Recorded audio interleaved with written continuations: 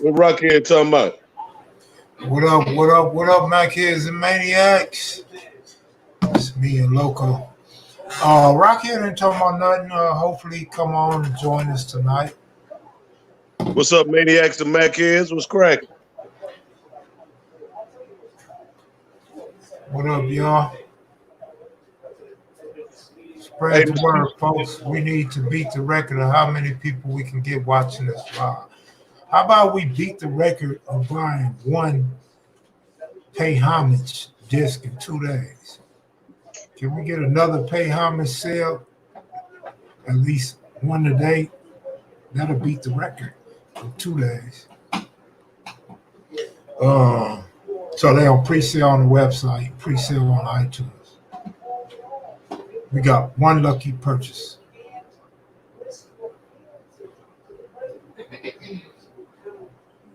No cussing tonight, Loco. Good looking out, Looney Tunes. thank you, man. Thank you. I was sure finna go off. Nah, There you go.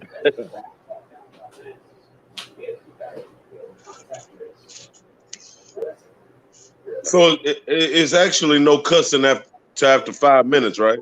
Yeah, say something about the first 5 minutes. Right. And then after that, they just don't want you attacking nobody or no particular group. Right.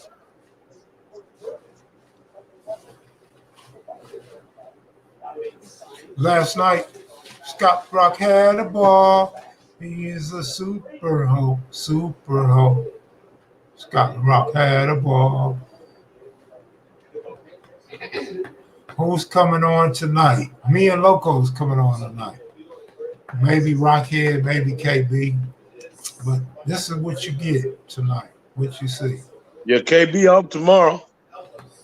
Remember, he said he got fired or laid off. God damn. No shit. Didn't he say something like that? I vaguely kind of remember seeing like.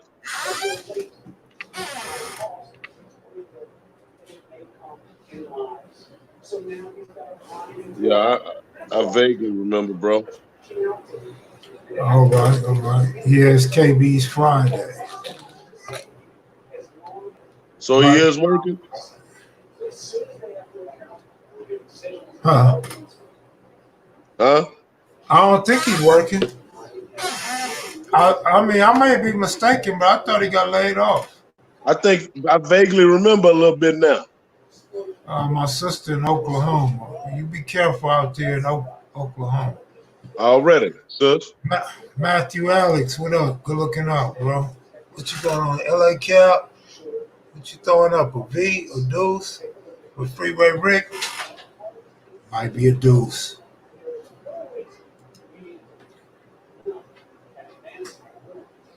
How do y'all feel about the world opening up? How you feel about the world opening up, Loco? I don't feel that. I ain't feeling that. Not for as far as down here. Down here, it's all bad. They finna start shutting it back down at the borders. Always sending dog love. Yeah, these spikes ain't no joke, man. And where they hit 3 of the biggest states, huh? Yeah, man. But we knew that was coming, man, with all these protests and everybody Block moving parties around, and hanging out. good days. And Right.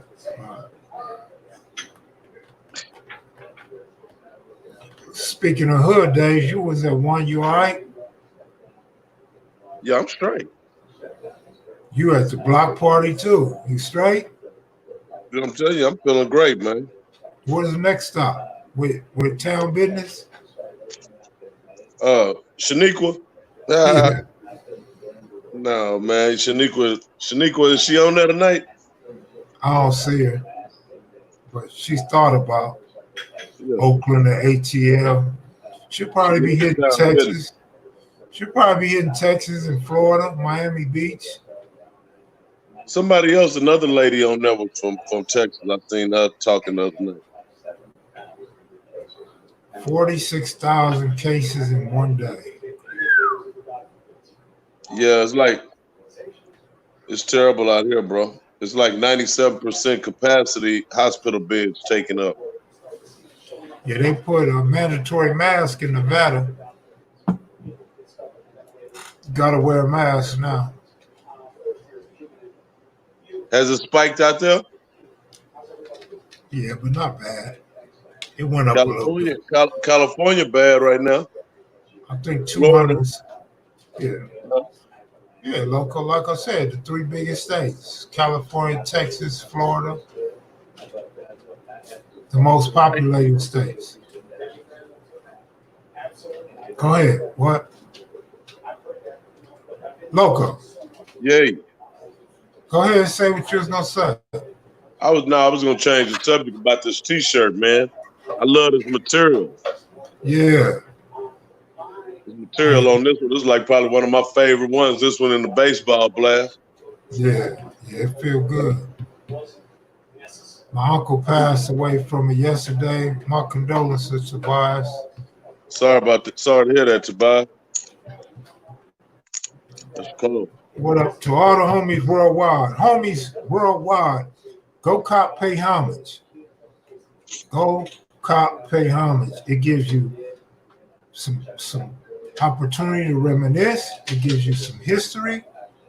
Gives you a little more insight to me if you haven't watched a lot of lives or read the book Sprung. You get familiar with King Real, his verses, the way he spits. It's just an album for all the homies worldwide. Y'all gotta go get that pay homage, man.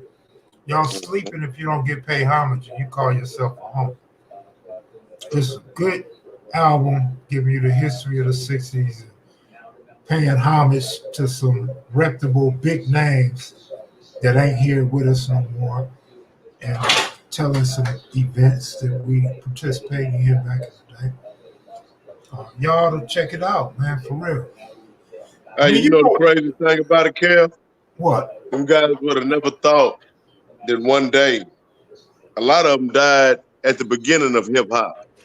A lot of those guys died when rap first just started. Mm-hmm. So they could have never guessed that 30 years or 20-some years, 30 years after their death, the guys will be keeping their name alive and rapping and telling their life story. That's big, bro. But let's make it clear though, because you're absolutely correct. But when you say the guys, it's just me and King Real. No, because the guys that passed on. I know, but you said guys are keeping their name alive. Yeah. So you got to remember, this is why I felt it was important to pay homage to them dudes. That's why it's called pay homage, because other dudes either didn't know these dudes or just ain't giving them they due. You know what I mean? So even in death, you know, I still remember the homies, and even the homies I didn't meet, but I heard a lot about. I always got that in my mind, man. Like, because if they gang bang for this and they tattooed it on their body and they died and they not remembered, they died in vain. Huh? Yeah. We'll do another meet and greet. We already have one scheduled, and Corona came and wiped that out. I'm not trying to meet and greet nobody right now, bro. So we'll do that in 2021. Well, that'll be in a minute. Yeah, that'll be right around the corner. Like I said, unless they have a Corona 20 and a Corona 21. Marlon Guest, good looking out. Marlon Guest is the one guy that purchased payouts. That's the man right there. Listen, count me in too, man. I'm gonna pay for mine tonight too. Yeah, all right, good looking out. So they'll be here tomorrow, so they'll be coming right out. You get it. Did you send my volume 1? You should have got it today. Everybody else got theirs yesterday and today. I ain't got nothing. Yeah. Oh no, I never sent yours. No, I didn't send yours because you didn't give it to me the first round. So I haven't sent the new ones out yet because it wasn't nothing to send out. So I didn't send yours. Yeah, I got you. I'm glad you reminded me. Let me make sure I wrote your shit on the envelope. You text me the info, right? Yup. Yeah. Pay homage is on the website, man. KevMac Online or KMV Clothing at BigCartel.com. It's also on iTunes.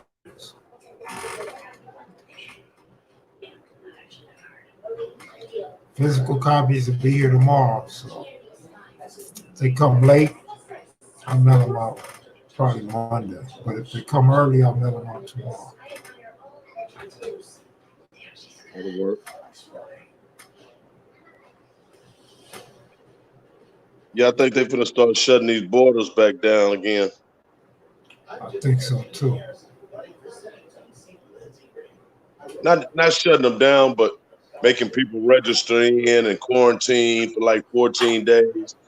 Ain't no just running back and forth. You know what I'm saying? After a while, they probably got about a good another little few days, another week. I'm glad baseball is coming back, man. You said baseball is coming back? Yeah, baseball and basketball. It still won't be here long, bro. It ain't gonna be the same, that's for sure. But I don't it'll know be. how you figure basketball is, man. They not finna allow no basketball in Florida, bro, if that shit don't clear up. They finna play some basketball, man. Remember what I told y'all? We got greedy billionaire owners. They missing checks. They missing money. And it was their dream to own a team, and they own a team. They want to see their team play. Give them 4 or 5 weeks, and they be out there. Unless the corona just keep taking off, unless it keep getting worse.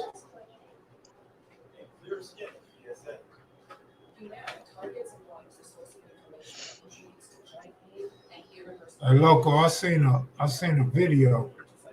The Mark Bowden show. Good looking out. Who is Baby S Mac? A little background, please. That's one of my homeboys. He does interviews with me. We've been studying history together, geographics together, and he ain't no camera type of guy. He ain't no interview type of guy. Cool dude. Never been to prison, but been in jail. Been starting as a juvenile to an adult, and I don't know what else to say. He's just a cool dude, man. That ain't looking for the spotlight. Oh, okay, I know what I can say. He used to strike up on the walls all over the place, all over the hood, all over the city. He used to always draw the fingers. So when you see the neighborhood fingers or the 60 fingers, they resemble the fingers that he used to draw because he put that in people's head.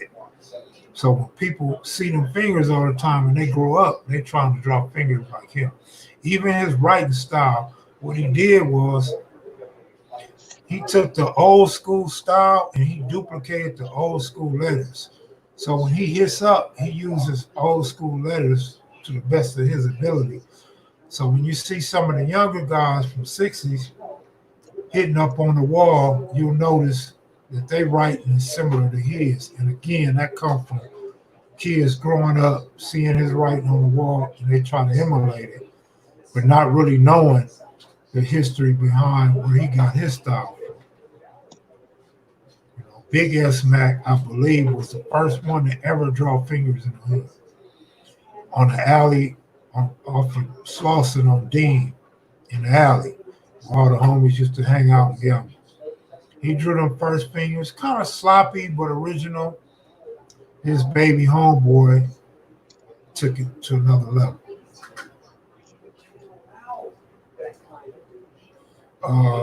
Yeah, mixtape 1 is on iTunes. Pay Homage won't be released on iTunes until July 1st. Physical copies will be here tomorrow, so they're on the website already. You can pre-order them. They'll be going right out pretty soon. If your magazine's still available for sale, yeah, they're on the website that I just posted. Where's that iced tea? Hand me that real quick. Where my nigga Jerome Wallace at?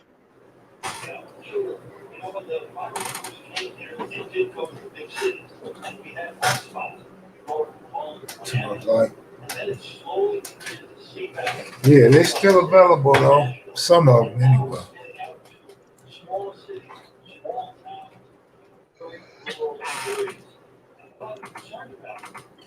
Maybe yes, Mac gotta do an interview one day. Sings he has a good story. Maybe, maybe not.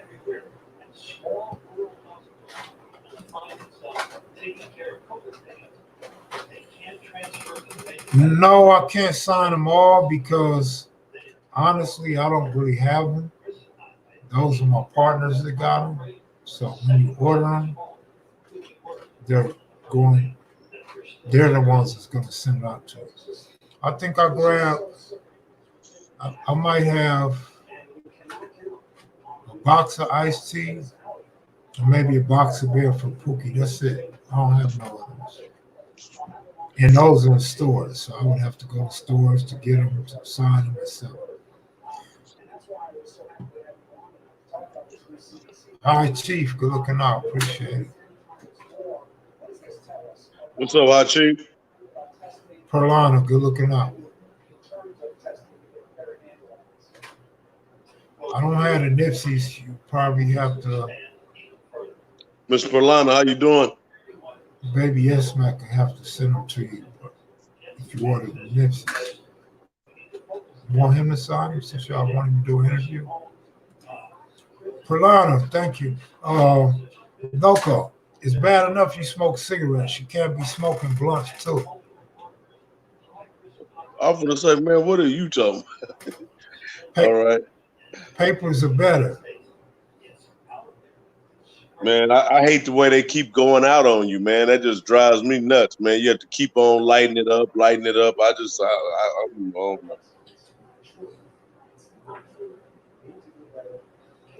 Who was the other cat competing for Thundercat?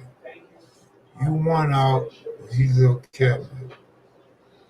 I don't know who was competing for Thundercat. I never heard that one.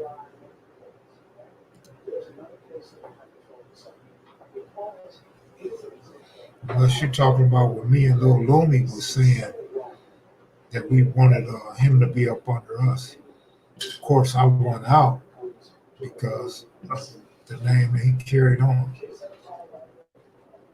OG Steve, good looking out.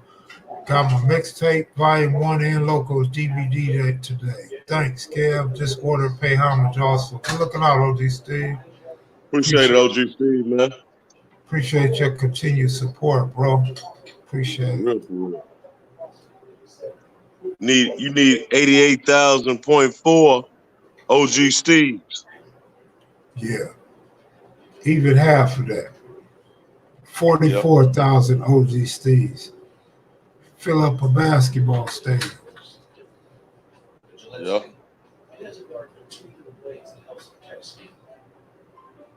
What's that in the background? What you listening to?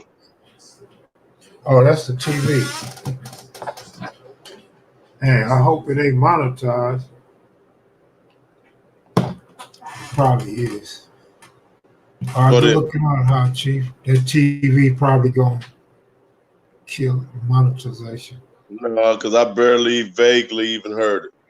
Oh, okay. Because I know when I was listening to the news one night, and it picked it up and cut it off. But they quickly. YouTube is real petty, man. But I guess they're protecting other people's rights to their own copyrighted material. Yep. Somebody said they wish they was your weed man. Oh man, it ain't like that, player. I'm my weed man. Let's see what. Homeboy said I was watching Jeopardy. I don't know what I was watching. And Kev Loco, I changed my picture since y'all didn't like the one with the writing on my face. Oh, okay. All right, Looking up. Sunday. It's a nice photo. Yes, indeed. Local, have you tried lean before? Man, I used to damn that died off lean before. Shit, I was addicted pretty bad, bro. I had to kick it about 2012. Never mess with it again. Look who's in the building. Shaniqua. Shaniqua is in the building.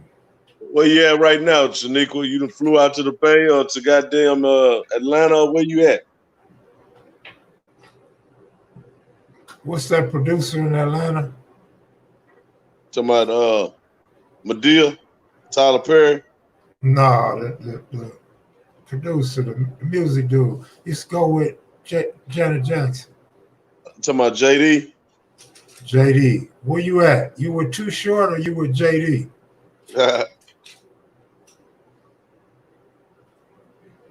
You should start your own strain, bro. She say she in Atlanta. Already. They said I should start my own strain, huh? Mm-hmm. Yeah. Well, we had to get you a strain that we could call local, because whatever you smoking, you be going to sleep. So we have to call that stuck or something. That's some bad shit. You always say that. Have you ever smoked anything that wasn't bad? Yeah. Well, this right here ain't it. This is that gas. You say that every time. This shit here make you break out in the cold sweat. Oh, they said Jermaine Dupri lives in Vegas now. Oh shit, he out there with he out there with you. In Reno.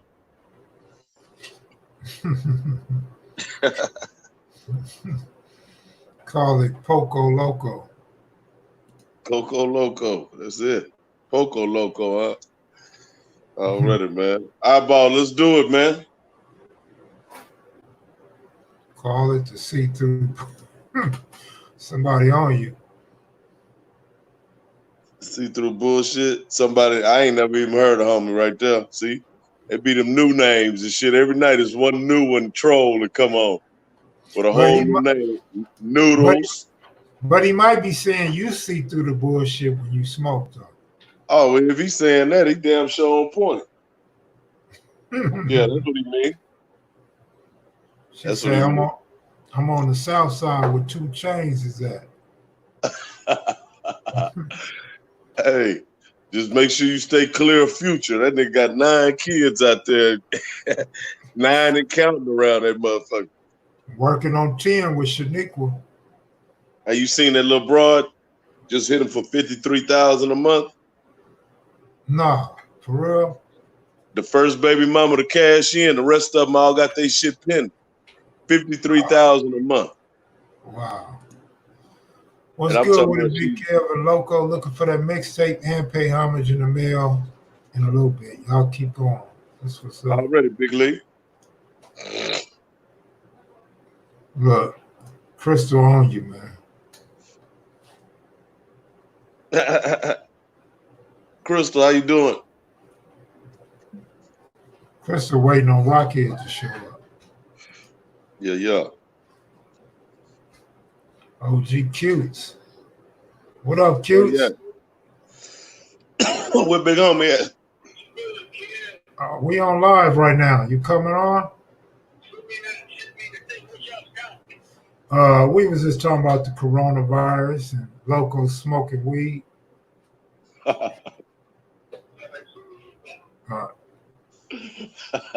He said, that's enough. Send me the link.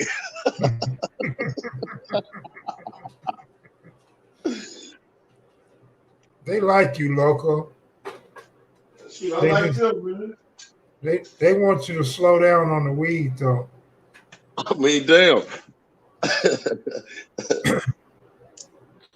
No, weed don't bother nobody, though. That's the good thing about weed. Crystal, I'm going to take heed to what you said, and I'm fixing to take my Alivert. I'm taking it right now. Oh, the Hey, doc, homie, you can the doc is tell on me there, what, right? The doc is right there with the mixtapes. Right there on the website. Oh well, only one though. What's the one? What's the name of the title, Lo? Life of a Gangster, brother. Life of a Gangster's on there. He didn't send Vegas and all that. You know, I'm gonna have Truth About Vegas. I can send those to Kev tomorrow, and he'll start advertising those, I guess, for y'all or whatever. I'll send him. I'll send a gang of them tomorrow, and we'll see how they go or whatever. If they start moving, then it'll be all good. But it's a great buy, man.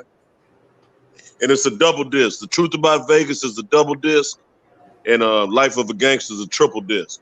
And they both come with soundtracks. On The Truth About Vegas, the first song on the soundtrack is Nip. You know what I'm saying? So Nipsey's on there and all, and the guy that wrote for Neo, a whole bunch of hitters, man. I've been told it's one of the greatest soundtracks in Vegas in the streets, man. Them boys slapping it.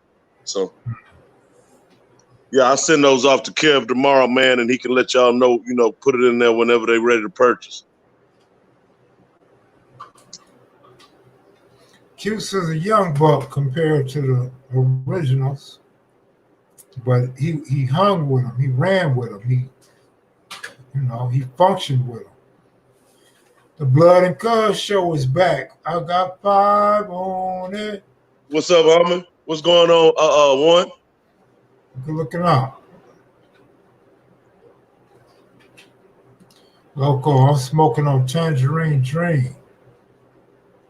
I'm on this little OG, bro. That sounds good. Tangerine Dream. I bet that bitch bang. Wait, they did what? What Floyd got to say about that? No, I didn't see that. No, bro.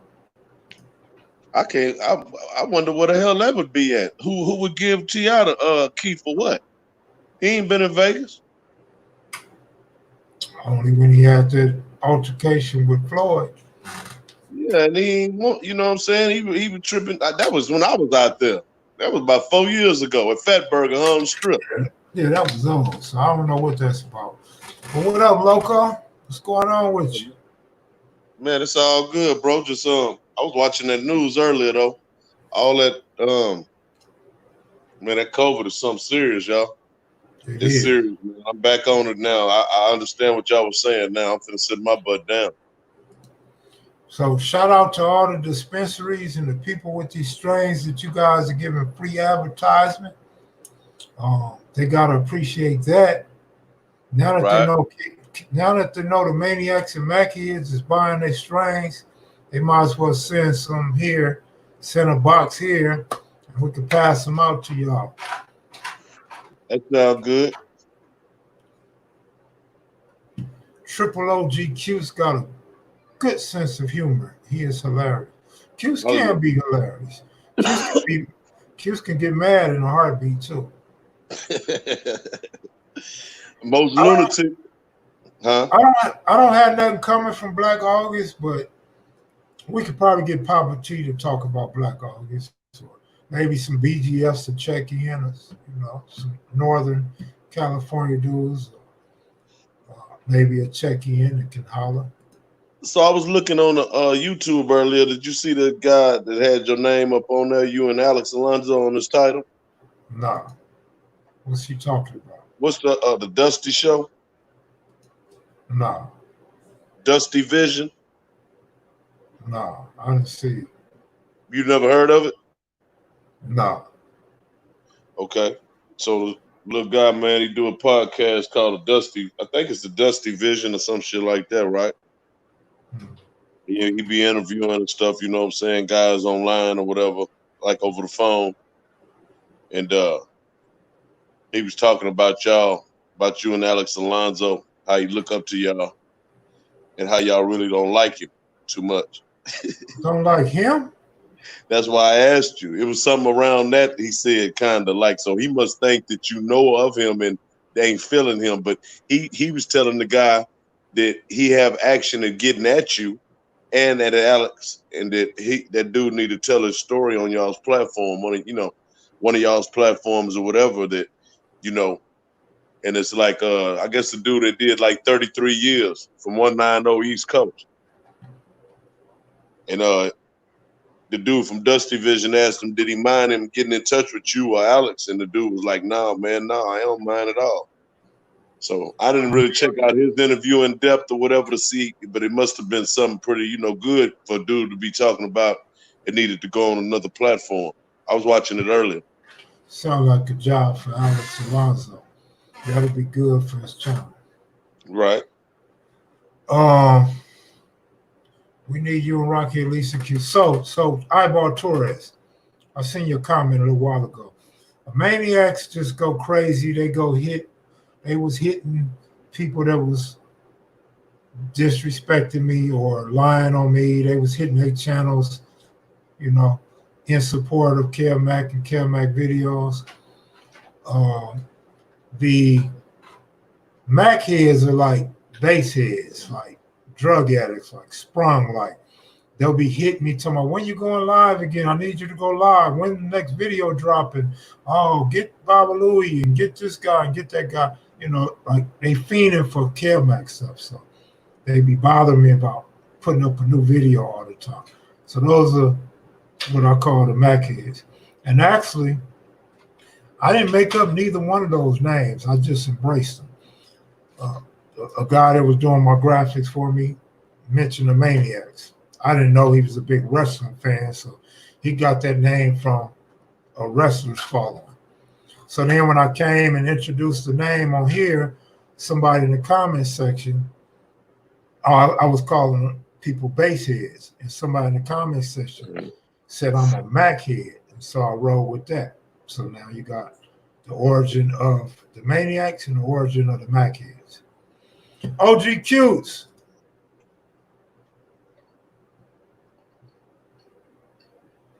Q's must be at home, man. He ain't at work yet. OG. Yeah. Tell him to Peel out, big homie. I don't have a streaming link for you guys for the music, man. You heard me, Kev? Yeah, I heard you. You want Q's to peel out? That was the first time I'd ever heard that in my life. When he explained. Yeah. And it was kind of catchy. But that's how it was back in the day. Right. Like that's some real like some real jives, you know, back in the game, the whole words and stuff, you know. Mm-hmm. Yeah, that was cool. Just like trim. You know how them brothers used to say you some trim? Yeah. Yeah, I remember. Mm-hmm. Trim, twat. Yeah, boy said, man, I'm trying to go get me some trim. He already peeled out. See, you made him peel out. What's up, loco? What's up, big homie? Man, I'm here at the pad chilling. Been working all week. How you been? Oh man, I'm good, man. Just cooling, big homie. I just had told you to peel out, man. You came right out the box on it.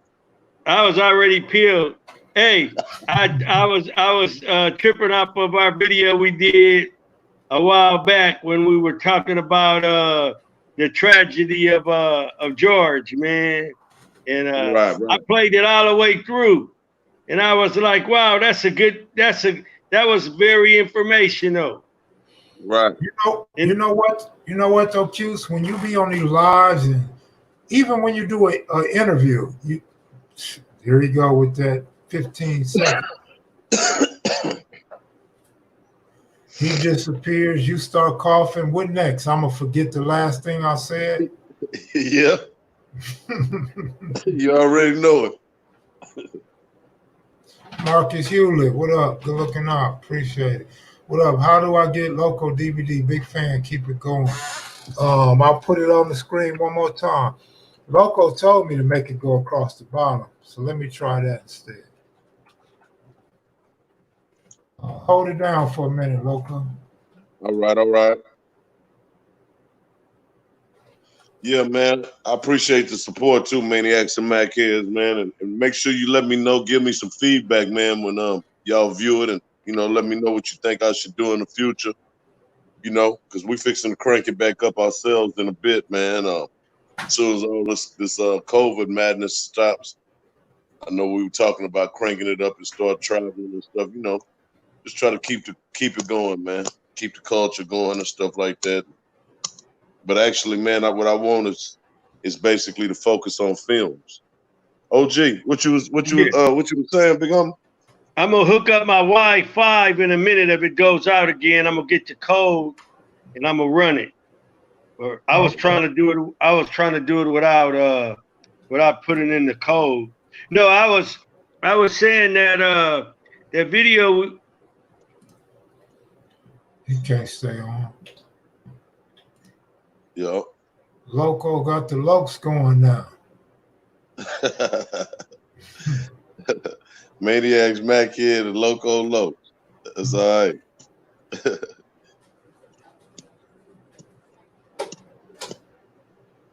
Yeah, man. But like Q said, I go back a lot of times and watch a lot of our old stuff too, bro. And it's a lot of things I be forgetting and stuff too. I be laughing. I say, yeah, man, a lot of the content be cool too, you know, a lot of informative stuff. Mm-hmm. Uh-huh. I'll send a streaming link for the live stream. All right. You're not going to give me a warning or give me some advance notice of what you're coming to talk about or who you are? Because you don't have a profile. So I don't know. What's the name? William Daly. William Daly. He sounds like a white man. Could be a troll or could not be a troll. Who knows? Could be a dropout. Let's see who he is. Make him show his face. Let's see. William Daly, what's up, man? You finna try to come in and spend $1 million with us? Come on in. No, we ain't gonna make him do nothing because he already want to show his face. That's why he asking to come in. Yeah. I hope you don't try to come in roasting, man, because I'm gonna go all the way in on it, just for the name. All right, I'll have you and KB take care of that. What KB talking about? Nothing.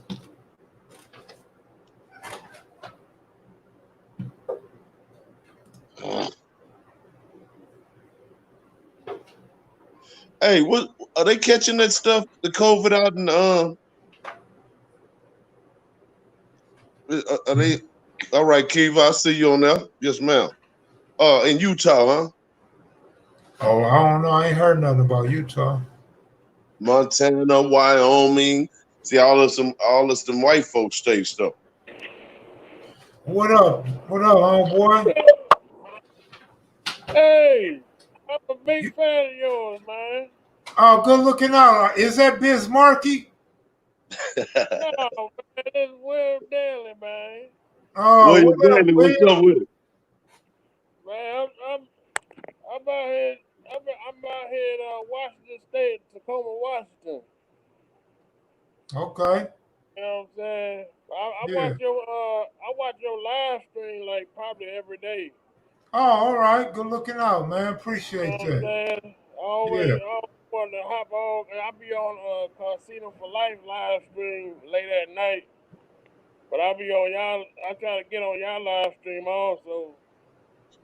All right. But I'm really from. I'm not really from Washington State. I'm really from New York. All right. You don't have that New York accent, though. No, I know because I was in the military for about 12 and a half years. Oh, here we go. Another military vet. Which one was you in? Oh, the Army. The Army. All right. I'm going to have to hit King Real up. King Real going to have... What was your job over there, brother? I was Human Resources, 42 Alpha. Man, thank you for your service, man. I'm going to tell you ahead of time. I know King Real going to want to tell you. Yeah. Appreciate your service, though. Yeah, I've been deployed to Iraq, too. Oh, wow. I was in Iraq for a whole year. Okay. I bet that was a trip. Yeah, man. But Was hey, it? hey. Yeah. What's up with that old dude, Nino Cappuccino, man? Freaking. Hey, is that Is that what you came here for? That's the big question you had for me? I just that because he said that thing on that Info Minds video. He was there talking slick. Well, we over here at kevmacvideos, we don't care too much about what goes on other platforms and individuals that may have something salty to say about me or the community I come from. We don't give them that type of light. You know what I mean? Because I'm a pretty decent guy, man, and especially in my older age, I don't really have no enemies. I don't make enemies. Anybody got a problem with me, that's something they got to deal with themselves. Mm-hmm. And then if you're an older guy, if you my age or older and you still got a problem with other hoods, then again, that you gotta look at yourself and wonder what's going on with you, that you still got hate or envy or jealousy about another grown man that's not even thinking about you. You know what I mean? Yeah, I just didn't like how he came at y'all, and you always been a cool cat. You never try to disrespect nobody or nothing like that, and for him to just make a video just talking crazy was just nonsense. You know what I'm Well, saying? Yeah. let me say this, Kev, if you don't mind. The name that you mentioned or whatever got bigger problems with them New York guys, Hello, man. This stuff hello. over here, we ain't no problem. We gonna be kicking it on something else. Number one, what's up, homie? Loco, what up, Kev? What up, Yeah. homeboy? I like that Yeah, hat. there you Mm-hmm. go. Let's go. That's all I wear is Dodger fitters, man. That's it. So Jamaican Mafia, Taquema had a lot of drug dealers and gang members, didn't they? Say that again. Was it a lot of drug dealers in Taquema? Tacoma. Tacoma. Well, whatever. I Tacoma. only been living only been living in Tacoma for like about 4 years. All right. Yeah, I'm really from New York. Right. Yeah, Where else was you stationed at in the United States? man, I was stationed. I was out here in Fort Lewis. I was in Germany, Korea, Hawaii. I was in. Then I went to Kuwait and Iraq. For a 20 lot of years? Huh? 20 years? About 12 12 and and a a half. half. 12 and a Oh, half. But I'm still in. I changed over from active duty to Army Reserve, so I'm actually still in. Mm. I've been in for about 17 years. I got 3 more years before I can hit my 20 years and retire. that's right. Yeah, go give him that dub, man. Set for life. Yeah. King I'm Real glad. want to know, can you see the screen, Jamaican? He said he was human resources, bro, in the Army. And we're at in Iraq. Where was you at in Iraq, William? Well, I was in I was in Baghdad, Southwest Baghdad, Oh, Five wait. Falcon, Oh, wait. Yeah, Southwest Southwest Baghdad, Baghdad, King Real. Five Falcon. you went after Saddam Hussein, huh? Yeah, I get say that. Yeah, they sent us over there. Hmm. He was right there in the belly of the beast. You wasn't the one that found him in the hole with the millions of dollars, was you? No, Man, no. Hell no. No, Man. man. So you made it. Hey, are they still protesting out there in LA? I believe they are, but not like they was. They doing a lot of parading around now, trying to bring peace and stuff out there. Yeah, they still protesting out here, man. Hmm. They still protesting. Gotta keep it going, man. You can't stop now. Yeah. If you want some action. They want to know your age bracket, Jamaican. I'm 35. You what? 35? 35, yeah. Boy, Iraq must have been stressful as hell. 35. Everybody say I look older. I'm like, no. Yeah, that was Iraq. My mama. Hey, homie, I thought you was in your 50s, man. Me too, man. On my mom, bro. I did too, bro. Hey, you the little homie and shit. For real, little homie, man. I'm 45. Shit. Yeah. But hey, all my older brothers, they like Kevmac age. Right. My father's 75 years old. All right. Right. Oh, he was putting work in his 40s. You from Jamaica? Or that's where your people from? That's where my parents is from. Right on. I was born in America, but my parents is from Jamaica. Jamaica's good. Jamaica's very good. Yeah. Yeah. Go ahead, local. Yeah. William, man, you got that New York. See, that's probably why you look a little older, man, because you old New York dude, man. You know, most of them New York cats kind of look older and shit, the way y'all wear y'all hair and mustache and beard and shit. Y'all look old up there. Yeah. I was peeping the mustache too. That might have something to do with it. Right. Hey, what you got, a shaving waiver or something? How you get all that hair on your face in the military? Yeah. I'm in the Army Reserve. Okay. You in the reserve? Yeah, I saved and cut my hair only when it's time to go to drill. Oh yeah. Right on.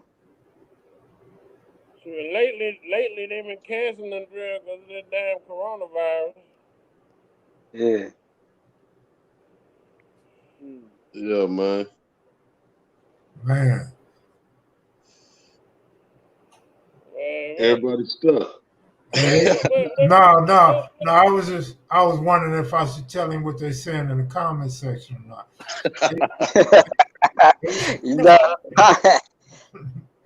Comment section is brutal, man.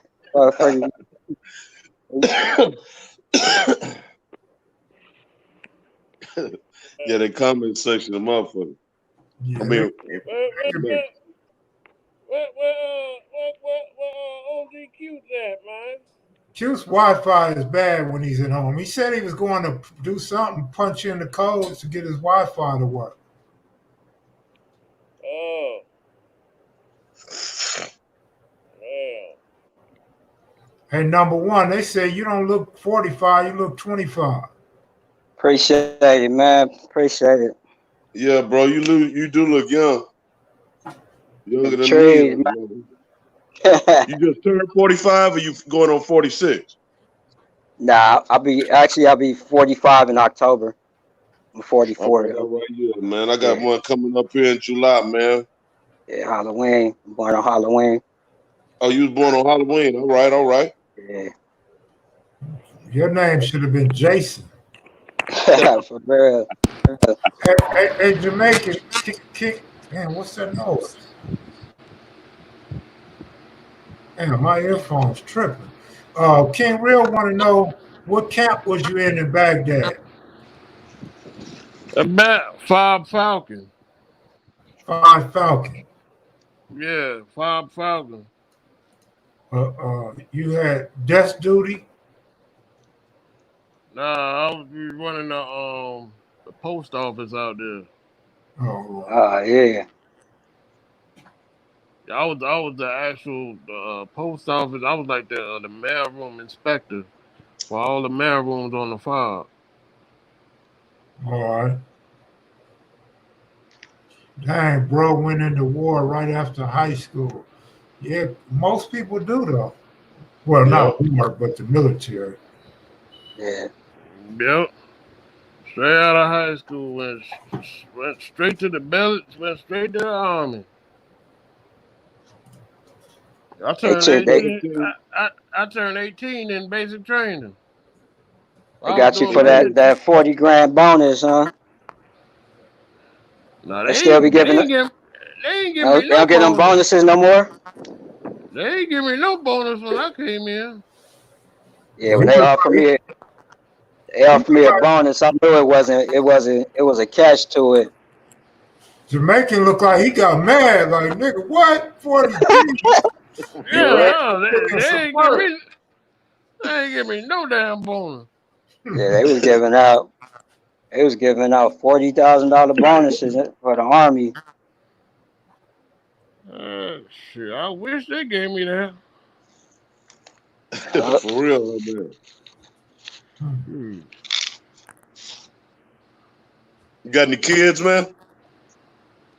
Hell no. I'm glad I ain't got no kids. Man, I'm And super glad kids is a beautiful thing, man. Ain't nothing wrong with having kids. You, they beautiful, but they could be a headache if you got baby mama drama. there you Yeah. go. That's the that right kept attitude. that's what kept me at one. My baby mama was birth control. I was like, oh, this what it is? Nah, can't do this one no more. Right. Hey, They could be a baby mama will be your worst nightmare, boy. You're right about that. man, Lord. I could tell you some horror stories that happened to some of my friends with baby mamas, man. It's crazy. I'm They trying mess your whole life up, boy. to tell you. But guess what? Lord. Them grandkids, though, man, that's even more beautiful. hmm How many grandkids you got, Loco? 2, a boy and a girl, Giselle and Ryan. Yep. All right. Old Pawpaw, man. how old is your oldest, Loco? My oldest grandbaby, No, your oldest kid. 30. Right. Yep. And then my son he'll be 29. I got a daughter, just turned 28, and I got one for to be 27. So, and then they start from 14 on down to 6, fixing to turn 7. And that's it. Man. I got a nephew. I got a nephew that's like 26. And a daggone niece that's freaking 23. Yeah. A damn nephew, Uh, he out there acting a fool in New York, acting stupid, going to jail and stuff, robbing McDonald's and shit. Wow. Not Yeah, man. these. What Oh, part of New Yeah, York? yeah. I'm from he on that North JD. Ave. Huh? So he on that JD's Gaffling. McDonald's is my spot, right in the drive-through. His dumb ass went to McDonald's trying to rob the place and got caught. what was he trying to get $100 in a Big Mac? I don't know. I don't know what was going in his mind, man. Pack of sesame buns and special sauce. I don't know what was going on with my nephew, man. He just went crazy. Man, Shoot. man, damn. Yeah, that shit messed up, man. Yeah, And then so my damn niece, my niece freaking, she daggone messing around. And come to find out, some people just thinking she out there prostituting, man. You know what I'm saying? Oh man, I'm like, what the hell? Hmm. I was like, where about oh in New hell, York? huh? Out there in New York? Yeah, he got Oh, out man. there acting stupid. Well, that's hard. That's the biggest nightmare right there, man. You know. You got little girls and all that, man. That's my biggest thing. I just want them to stay straight, no felonies, live your life. Yeah. Man, you But when gotta have. when they get to a certain age, man, like 21, 22, a lot of sometimes they just start changing, man. You be like, what the hell? Yeah, I've been blessed, Man. man. My kids ain't nothing like me, man. They totally different from me in the criminal ways. And Mm. then throwed off and acting stupid like in that kind of way. Now, don't get it twisted. I have problems and stuff, dealing with a whole lot of my daughters, but that's natural, man. At times. You know what I'm saying? Oh, that's Jamaican's microphone making that noise. Hey,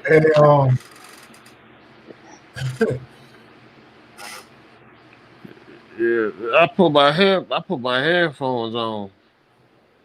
oh, okay. Maybe that's what it was. Cause I Yeah. hear a sound in your microphone. It's like some air and some cracking.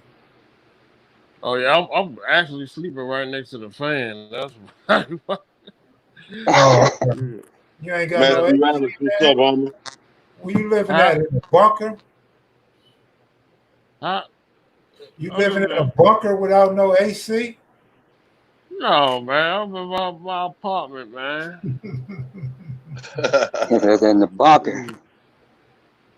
No. Oh man. So what y'all finna talk about today, man? Oh, we Shoot talking to it. you, Shoot a man. topic. Shoot a topic. Let's Yeah, shoot go. a topic. Let's go. You just start a topic. Yeah, Yeah. shoot. Let me see. I'm trying to. Oh, how? Let me see.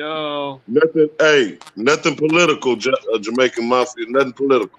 Yeah, no politics. No Oh man. politics. No politics, We man. No were finna problem. go straight on in. I seen it finna come out, Kev. Yeah, We were I was finna finna go straight go straight, in on it. No politics, man. man. Oh man, that was my number one subject with the politics. Dang. That ain't number one subject though. Something else. Yeah, for Oh real. man, Flip a coin. man. I was about to talk about your boy Donald Trump, but dad, y'all done took that away from me. Yeah. No, we can't talk about him, man. Listen, so bro, listen. What kind of football? Who's your favorite football team out there? There you Oh, go. Pittsburgh Steelers. Yeah, Oh yeah. man, You look like a damn Pittsburgh Steeler. you do Yeah. look like an old running back Oh, head. Franco Harris look. Franco Harris.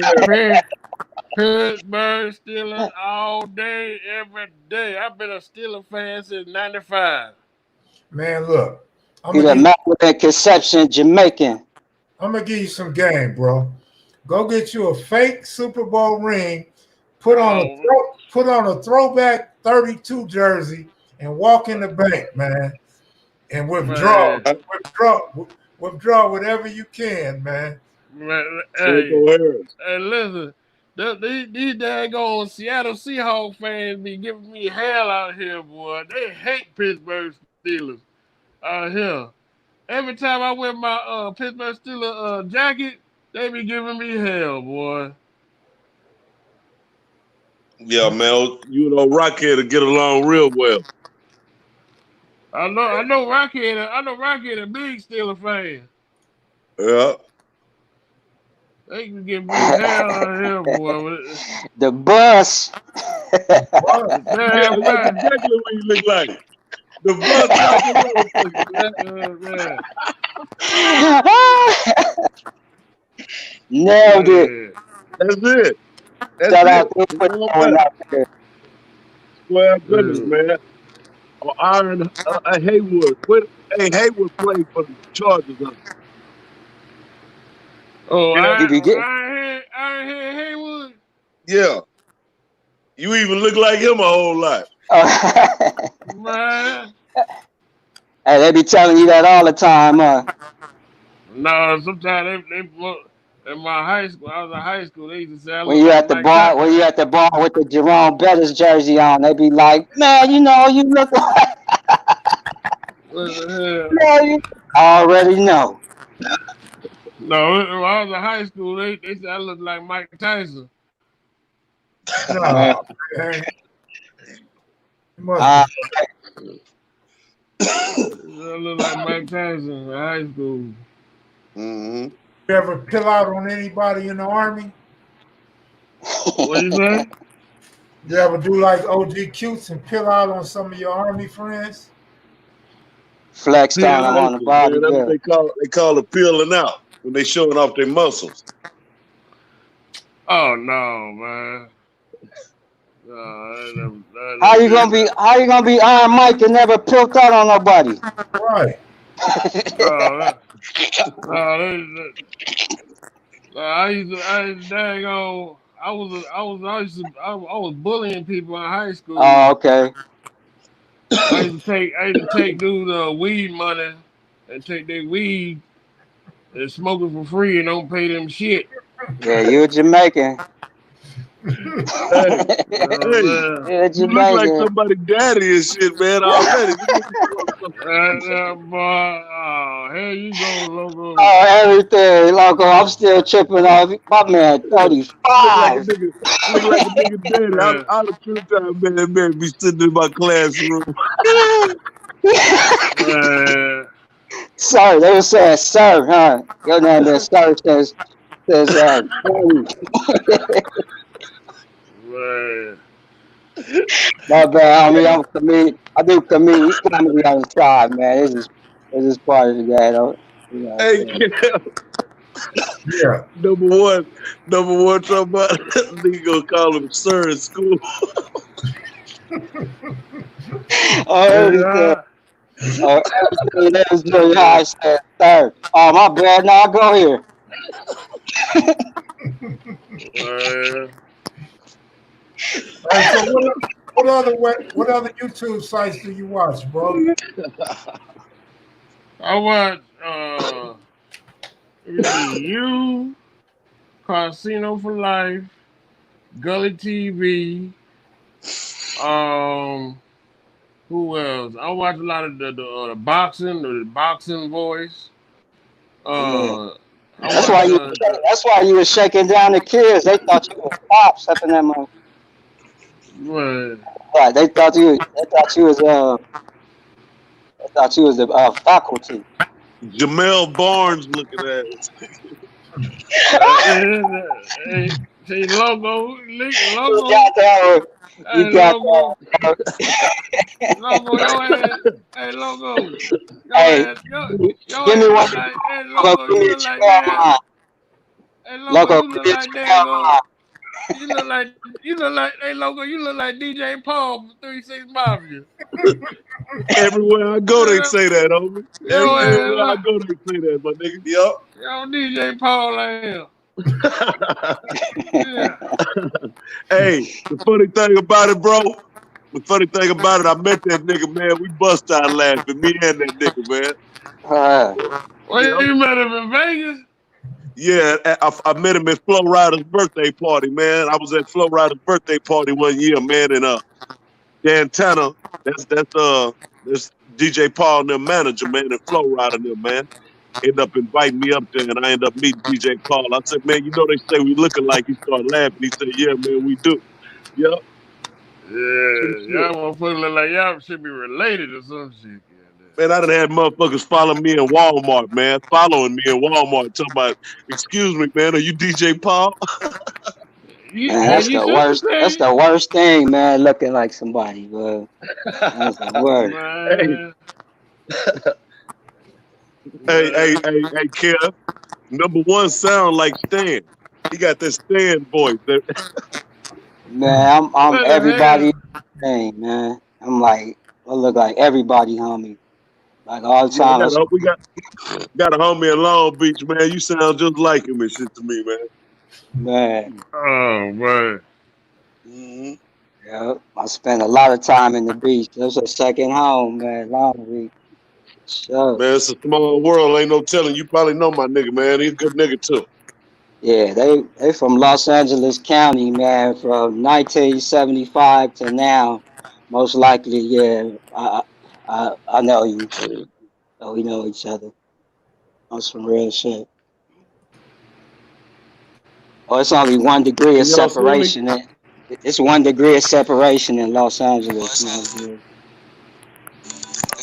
Your homie is somebody else's homie.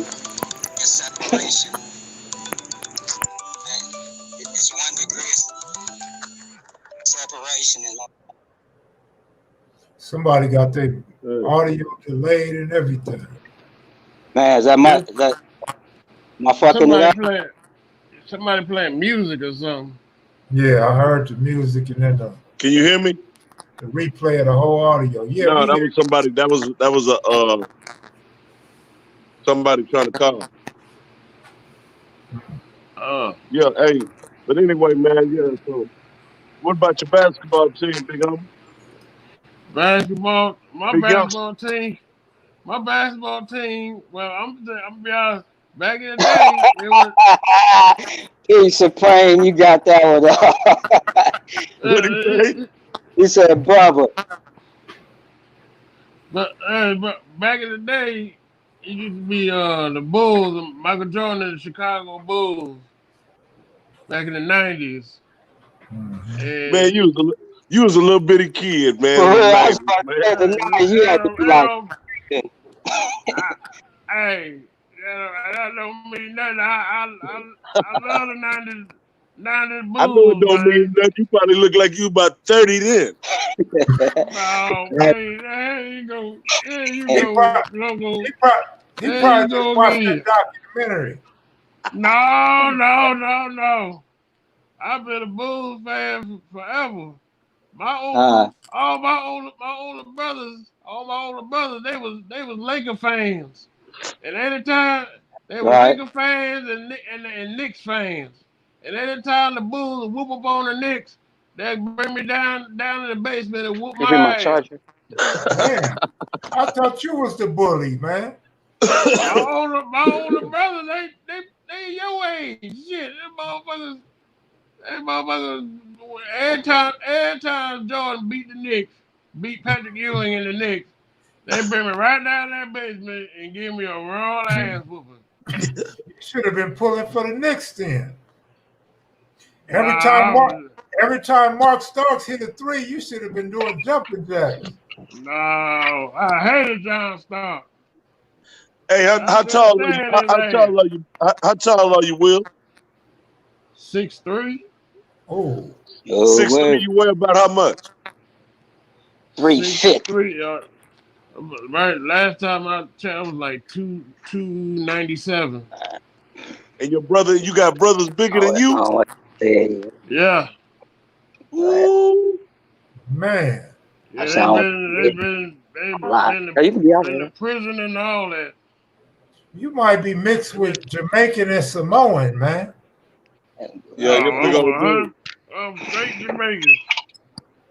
100% Jamaican. Yeah, 6'3", you a big dude. Yeah. 297. Yeah. Yeah.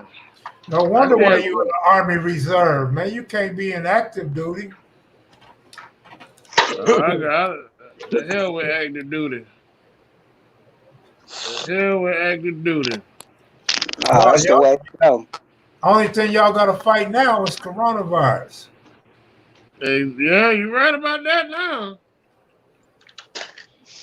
North Korea probably over there building up right now too. They're like, hey, they ain't worried about us right now. They tripping with COVID. I was in Korea for a year. Well, don't nothing too much come in and out of their country too much, Kev. Well, Oh Korea? no, of course. North Korea. Not South Korea, bro. North Korea, yeah, but South Korea, Yeah, they is democratic. Yeah. Yeah, I was in Seoul, Korea, and South Korea. I was stationed in Seoul, right in the city. What was your Yeah, me too. What was y'all eating Korea? What was you two eating in Korea? Bulgogi. They Shoot, got that. That's what they got the bulgogi, but I mean they had they had the restaurants on post too, on the army Yeah. post, the young son. So I mean most people just ate on post. Yeah. You know what I I'm ain't playing saying? around out there in the world. Like when you on the base, it's like being at the crib. You know what I'm saying? Like in the city, like there's a little city inside of Yeah. a place. Yeah. But I That's like the all right. Korea, man. Korea was fun, man. You go to the club, you stay at the club like 6 o'clock in the morning. You go all the way to Hongdae, and because the police they don't go to Hongdae because they got the curfew and stuff. So the curfew, so if you want to get caught with the curfew, you go all the way to Hongdae and club out there. You stay out there till like 6, 7 in the morning. You Yeah. drink alcohol? Korea's a spot. Yeah. No doubt. You drink alcohol? Yeah. That's why you out partying at 6 in the morning, huh? Yeah, we was doing bar hopping. There's a whole crew of us. We were doing bar hopping, going from bar to bar to That's bar to some music. bar. That's You some know what I'm music. saying? Yeah, Korea had probably one of the best Check it. nightlifes, the best nightlifes ever. That's what's going on with that. Me love you long time. You Did you sleep probably with any of those Yeah. ladies, man? Hey, That hey, TV thing. you be surprised. Korea, it wasn't just Korean chicks there. It was chicks from all over, man. It was girls from Spain, Africa, France, all of them. It wasn't just Korean girls. Yeah. You be shocked. You think it'd be just Korean girls. Nah, nope. Shaniqua said if you ever come to Atlanta, she'll stay in the club with you to 10 a.m. Oh, town Shaniqua, business. Shaniqua, done lost her motherfucking mind. And, yeah. So what you doing? Quarantining out there? Yeah. I'm quarantine and going to work, but I ain't gotta work for the rest of this week because they got this work for home thing. They pay us for staying at home, so Shit. I ain't gotta go to work, so they still pay me. So do you do military drills when you work from home? No, I work my civilian job. Oh, I do all right. I All right. work for Facebook. Oh, all right. Fed book. Facebook, not no Fed Fed book, book. man. Come on, man. What you do for them? Security. Oh, see? He getting facial recognition of us on Facebook. Oh We getting facial recognition of him. yeah. He would recognize him. Shoot. Yeah, Man, man. This little young guy, man. It's all right. 35 years old, boy. I've seen it all. Man. Well, man. I'm over here solo bolo. Shit, all my family on the East Coast. Oh, yeah. Yeah. Well, except for my second oldest brother, he got deported. You He ain't got went no to, little honey? You ain't got you no little honeys out there, nothing? well, over here, Yeah. man, I put it to you like this. I had got caught up in a situation and daggone damn near almost went the bitch drove me crazy and I've been trying to stay away from relationship shit ever since then. Oh, man, you Yeah. can't stay away you from can't you do just that. 35 years old, man. You finna go through some more of that. You can try all you want to. That Yeah, shit crazy, man. I never knew a woman could drive your mind crazy like that, dog. For real. If you let them, Hey, you're a young man. You gonna find out. You These gonna find females, out. That's the first rule of the game. That's what you learn right there. real man, that shit was So when serious, you do bro. have a son, you tell him that thing right there, what you just said. You tell him that early if you ever have a son. He say he don't even want no kids. Number one. Oh, okay. No, All no, right. no, no, no, that kid. Cause I think it's because of the stuff I seen happen to a lot of my friends, with for the baby mamas and the kids. I seen dudes freaking living a regular life, and then all of a sudden, their baby mama want to take them to court and take all their money, and then now they living poor as fuck, ain't got no, can't do shit, begging other Whole lot, motherfuckers for money and shit like that, cause they baby mama done took all their damn money. That's the shit. whole lot of that. That shit scared the hell out of me, man.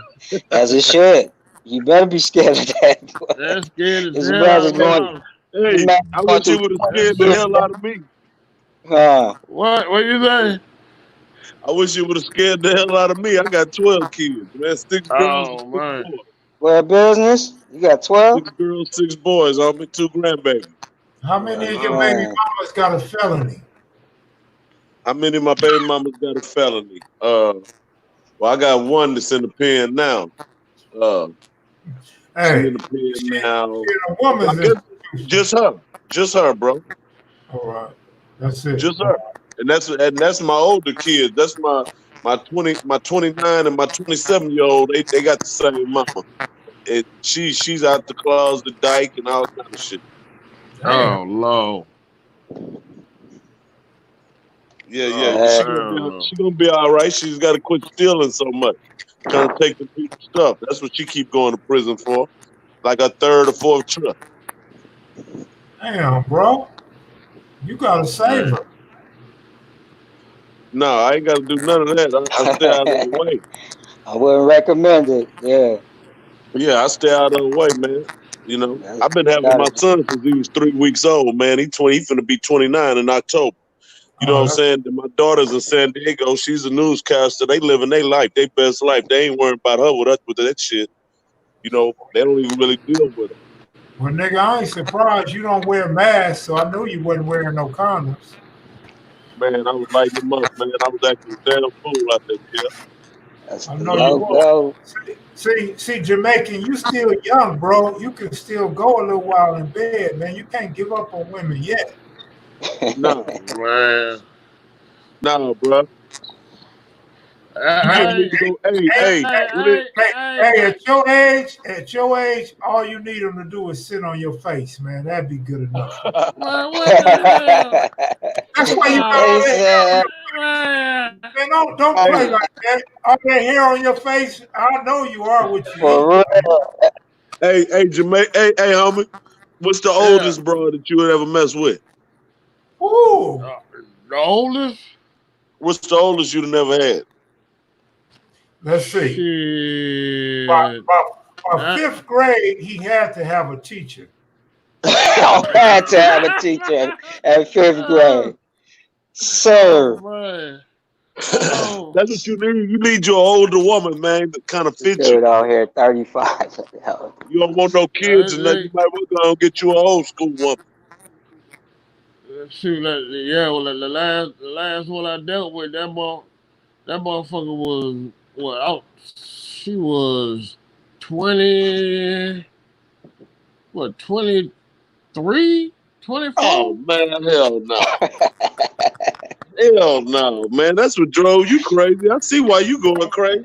It's gonna Man, drive you shoot. I crazy. ain't finna See deal what with happened? nothing that young, You man. see what happened? That's what happened you fall in love with looks. You know what I'm Yeah. saying? Don't get. She was a bad motherfucker, but that You motherfucker know drove what me crazy. BBD said? Don't trust the big button to smile, man. Oh, you wasn't I, young. you know, you, You you wasn't know old what, enough. man? You know what made me realize that it don't matter how good looking a female is. If she Off dumb as top. hell, if Off she top. dumb as hell, you ain't gonna want to be with her. Off Right. top. That's the lesson I learned from that shit. Yeah. What Stay was she wise, ghetto? young. Was she a ghetto broad or something? Just real crazy? No, she was just real crazy. She was real crazy. Yeah.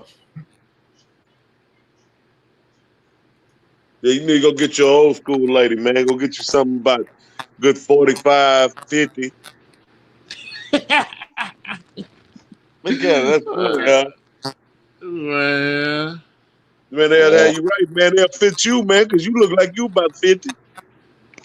Yeah, but when I shave off all this hair, I look totally different, man. Man, no, you can't look too much different now. Knock it off. Nah, I do.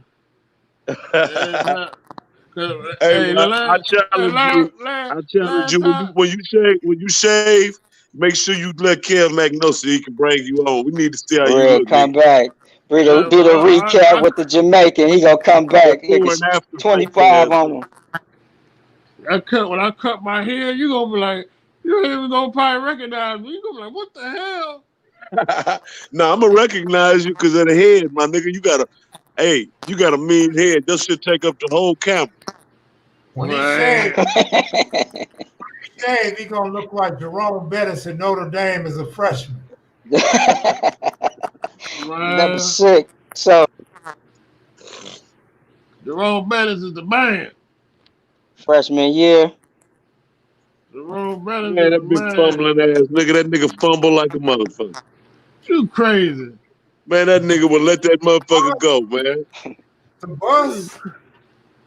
The bus will let that motherfucker go in a minute, man. That nigga fumbling ass nigga in the end. True. Here come the bus. Here come the bus. And they pop his ass on that bling, bling, bling, bling. That nigga let that ball go like a motherfucker every time. No. He be running motherfuckers over all the time. He be running motherfuckers over all the time. Yeah. He had his little run. He had a nice little run.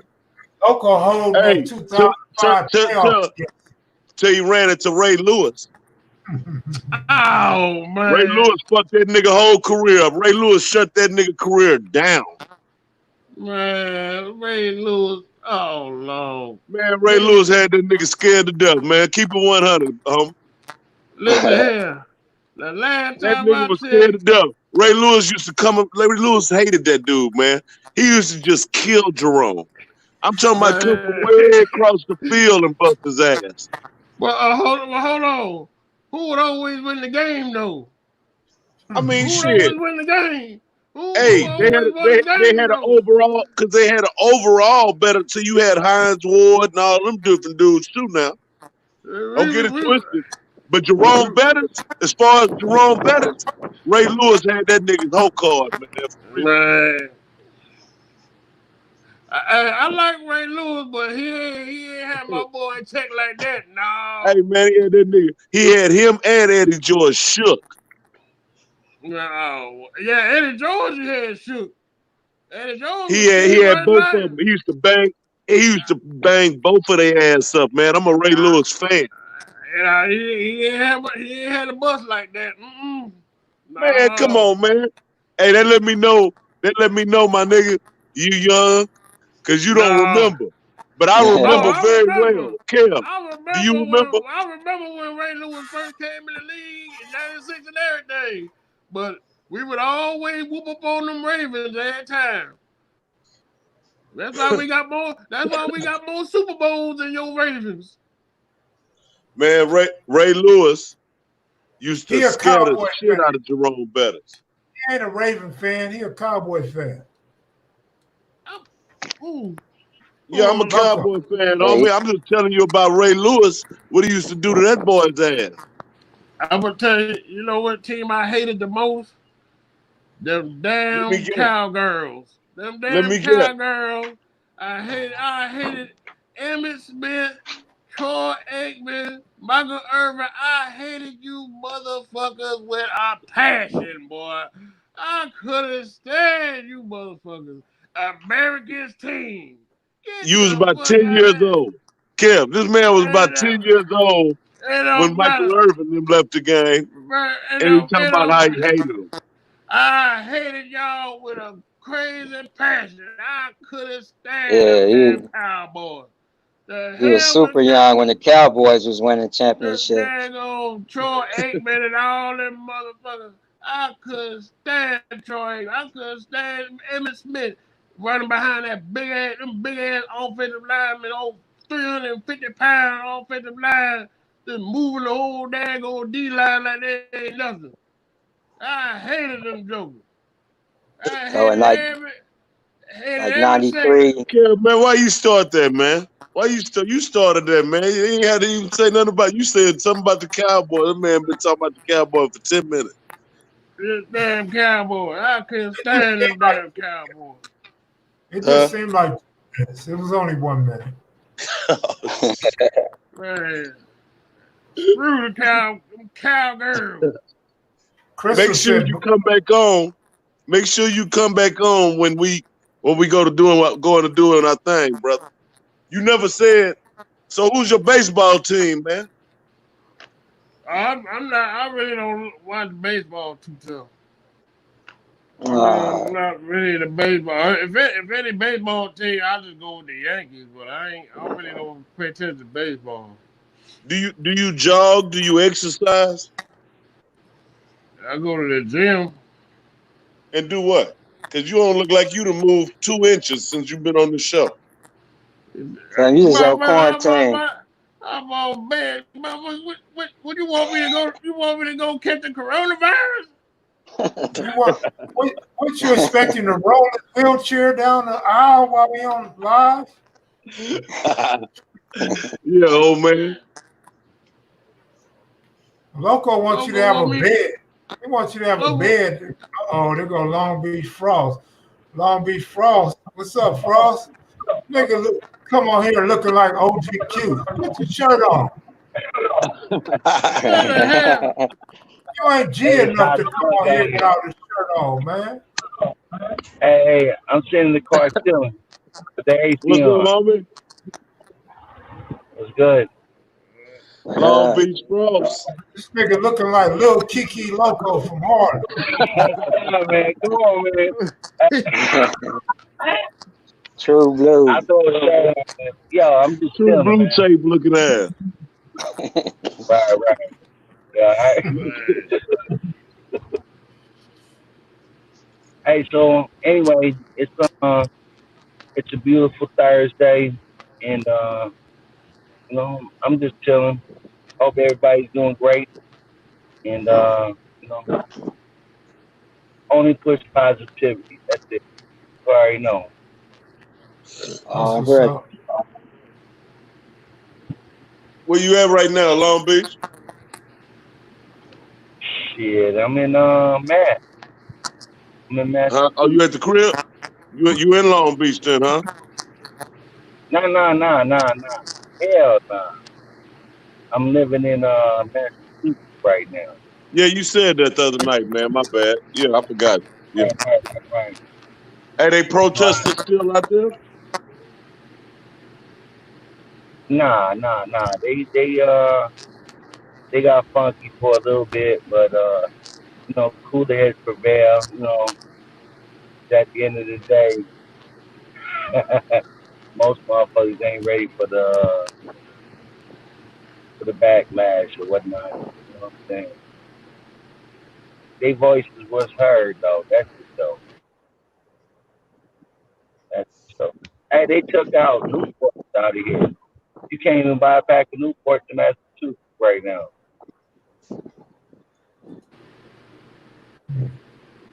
Loco got one for you. I There go sent some over there to you, man.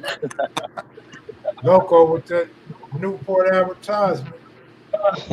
Hey, no, but you know, you cannot buy any menthol cigarettes in the state as of June 1st. Ain't nobody voted on them. They just yanked them. They took all the blunt wraps and any flavored blunt wraps and everything. I'm like, damn, these motherfuckers took away new Marlboro menthols, all that shit. Like to see you And how smile. they Like to see you smile.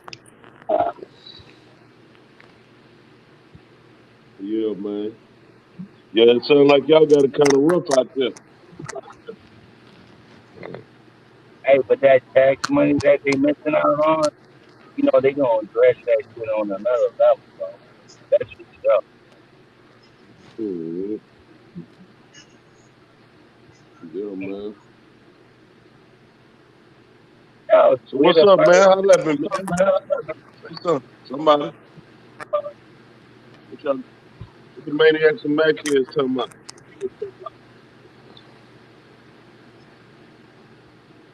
What's the topic, Long Beach? Topic. What's the topic? I, I bugged out about last weekend's news.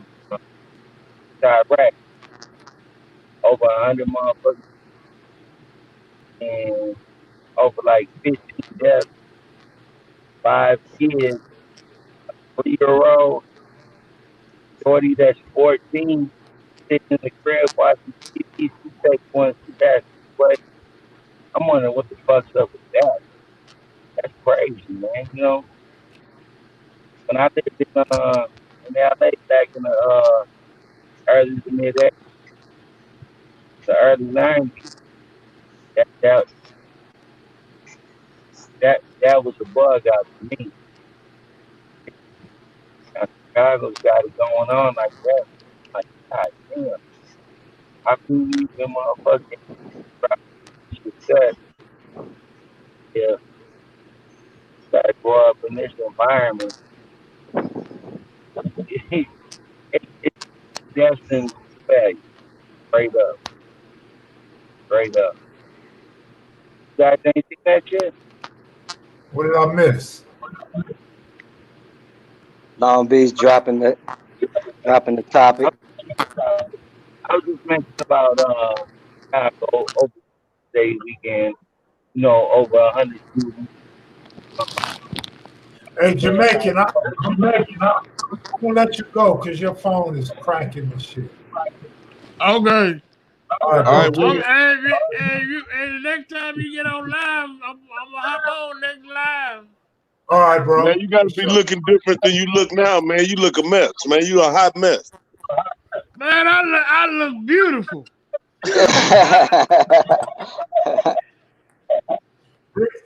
Bring some big jerk chicken with you next time. Oh, here you go talking shit now. No, that chicken is good, bro.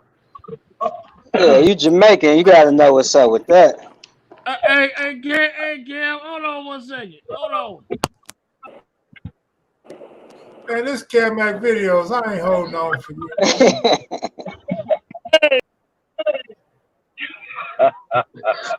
Say, hold on.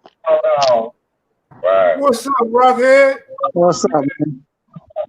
We had a What big Steeler fan. homie? We had a Steeler fan up in here, man. What's good, Loco?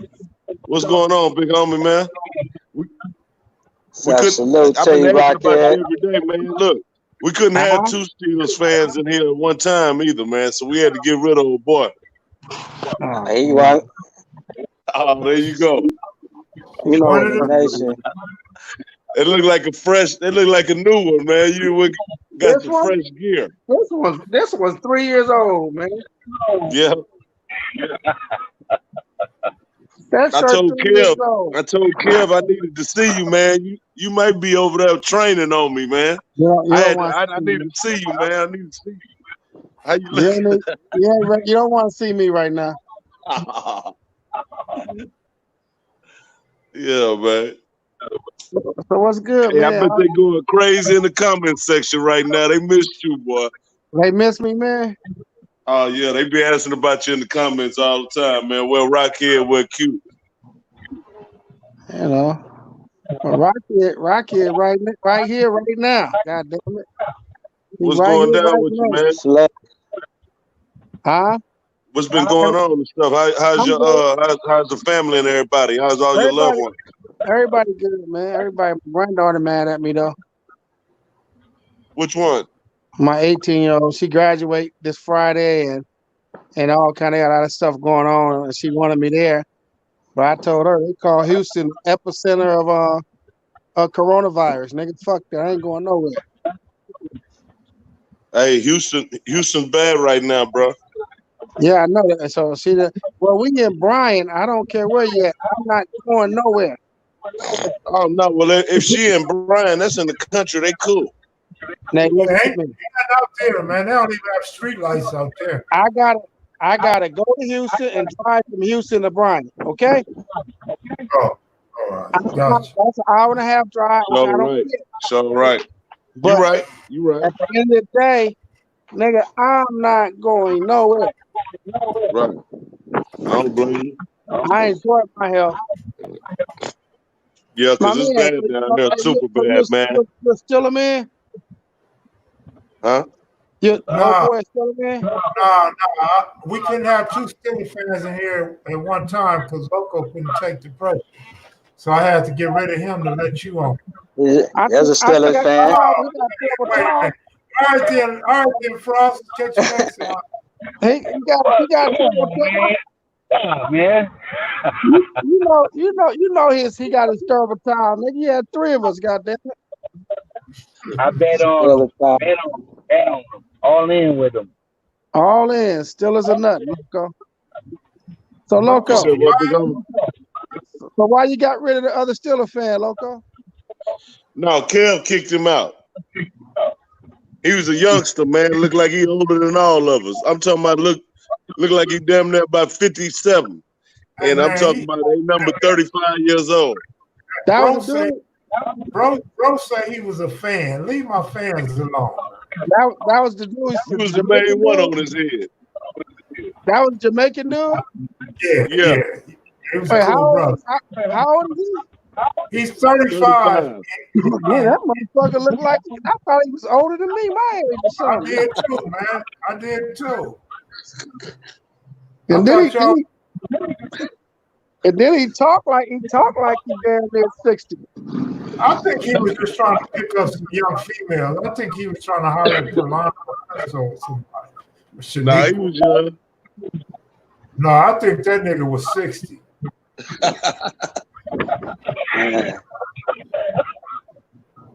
Yeah, Rockhead, I just want to salute you, man. Like I want to give a salute to you, man. I was a young kid watching you. It's great to see the world seeing what you've been doing, man, for a long time, man.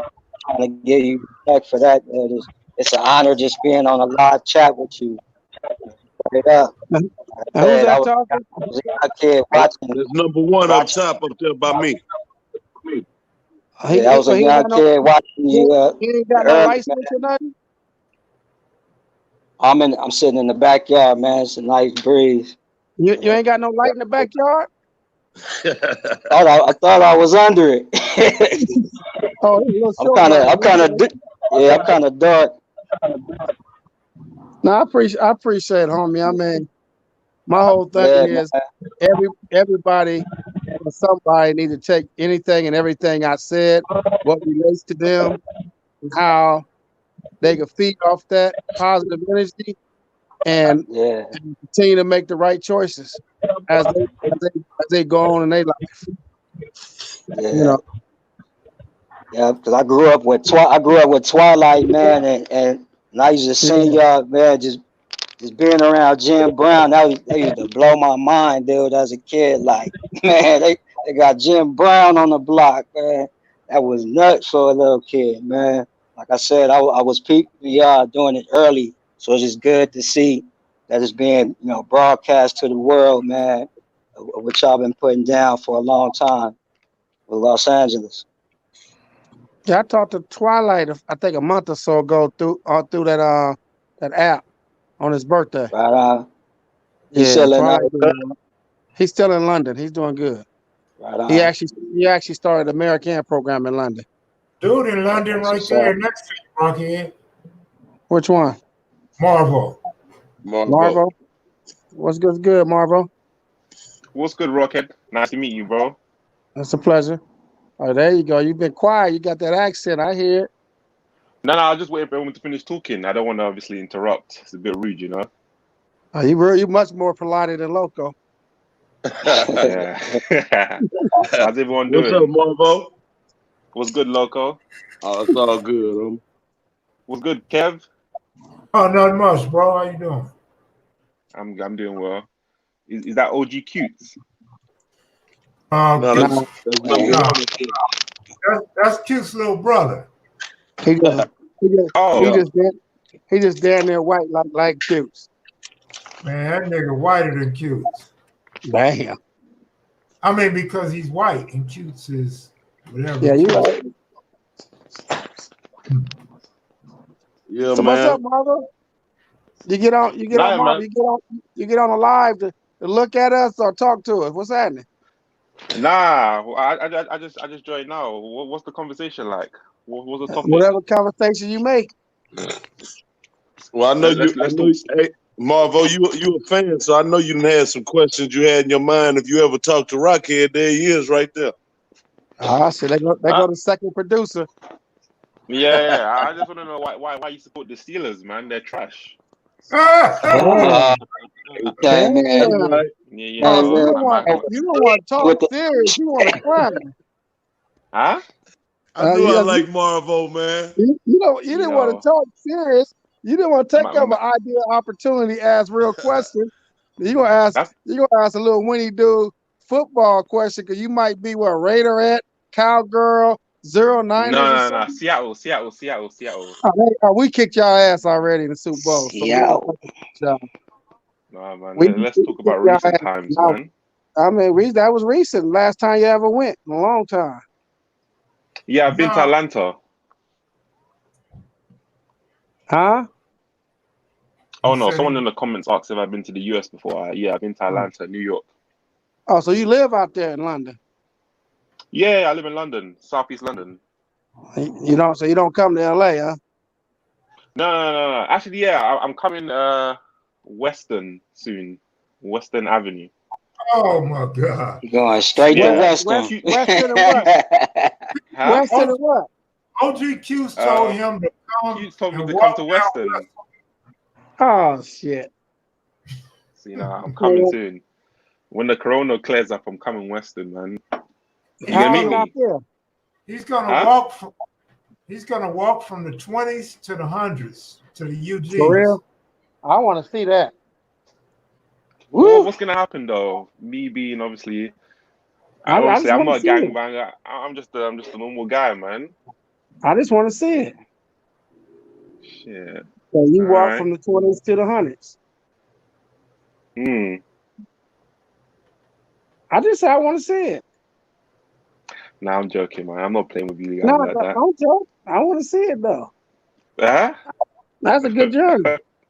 That's a good journey. Multiple situations. I told Well, him. I'm just gonna say I'm from London. You know, the accent will hopefully get me will give me a pass. You know, hopefully that would be good So, enough. so you ain't gonna be dressed up looking about it.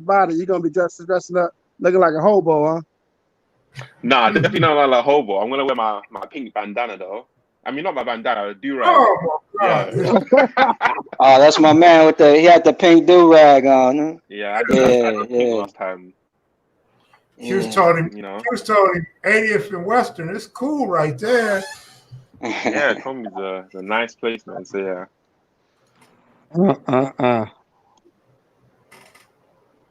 Okay. You don't think the NFL will be back anytime soon? You know what, man? I mean, it's in their hands. I don't even follow that shit. They said turn that shit on. I don't When think so. Pittsburgh playing, I'm gonna watch Pittsburgh. Not, I don't even worry about it. So I only worry about things I can control. I can't control none of that bullshit from basketball, any sports, whatever. They gonna do what they gonna do when they do it. Right now, Yeah. they being wise. To me, they're being wise. If you saying baseball just last week in Florida had 5 people with the virus inside that training camp, you have to shut that training camp down. What imagine when you got 55 NFL players, 22 coaches. Come on, man. It speaks for itself. So hey, if I gotta wait another year, I just wait another year. I mean, Ben get healthier. Shit. I bet he gets hit up for at least For 3 real. times. What does that mean? Hit up. They're gonna That's a have healthier. Hello. Someone saying hello to me. no. That's gang language. Oh. They want to know. As in, I get shot 3 Gonna times. be like, where you from, bro? And what you gonna say? And I'm gonna say London. Yeah, that's gonna be the end of the conversation. Well, then what if you say, How far are you? How far are you from Brixton? Hold on. What if he Oh, say, that's like Sorry, Rocky. hey, Marvell, what if he say, what the fuck you doing in my motherfucking street? I'm looking for OG Cutes. That's right. Drop not a like that, name, though. man. Yeah. Drop a name. That, I know somebody around here. I should be good after that. You know, That's a good tactic, man. Drop a name. Yeah, too. And they gonna say cute from where? kevmacvideos. Oh my God. Yeah. Kev just threw you under the bus. Man. Yeah. No, that's cool. He gonna throw himself under a bus stop. He said kevmacvideos. Hey, everybody may not agree with kevmacvideos. Oh, No, for real. See, what people don't understand about life, our lives, when you live it, you eat it, and you're around it 24/7. When I ask them questions, we having fun with them, but you got some ignorant, idiotic type of people out there who's surviving by any means, and you can the possibility of being approached, my street, who you come to see. I mean, it's like that, but LA in general, LA County in general, there's no other state, country like this.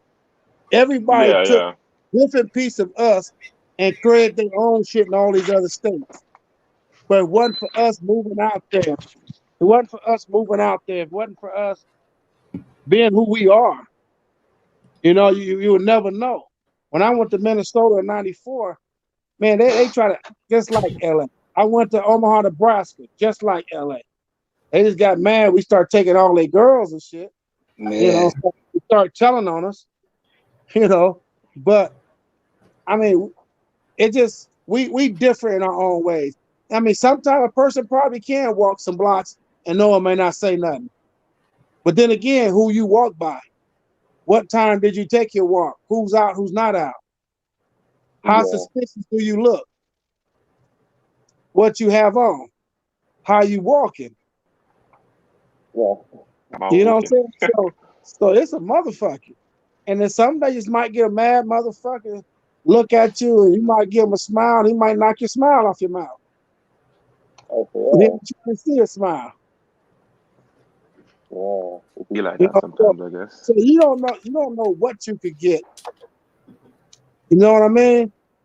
And so I mean, you know, you said you had your pink bandana on, so that might give you some love. I'm only playing, man. I wouldn't do something like that. I'm not stupid, man.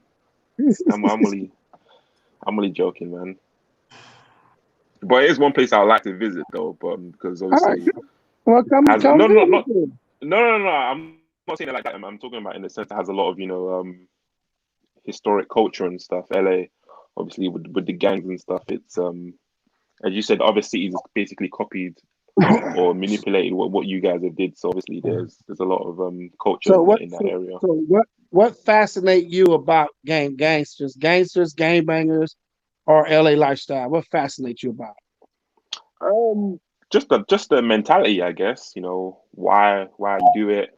You know, all that stuff. The consequences that comes behind it and stuff. You know, it's a choice people make, but you know, everyone has to live with those consequences once it does catch up with you, and it always going to catch up with you in that sense. Before you start listening to kevmacvideos, what did you think? What was your first impression about LA gangs? Before kevmac, I was watching that guy's channel. I can't remember his name. You know, Alonzo. Is it Alonzo? Yeah, I heard of him once or twice. I don't know the name. Yeah. I just knew LA was like a. Sorry, Logo. They want to know what gangs are in London. Tell them about Brixton. Tell them about Brixton, Marvo. Oh yeah, Brixton's is like it's definitely not like LA, but it's like a rough black community and stuff like that. So yeah, it's a lot of drugs, stabbing, shootings going on in Brixton and stuff like that. Similar to where I live as well, Peckham. So So it's like, would you walk from in Brixton? Would you walk from the 20s to the hundreds?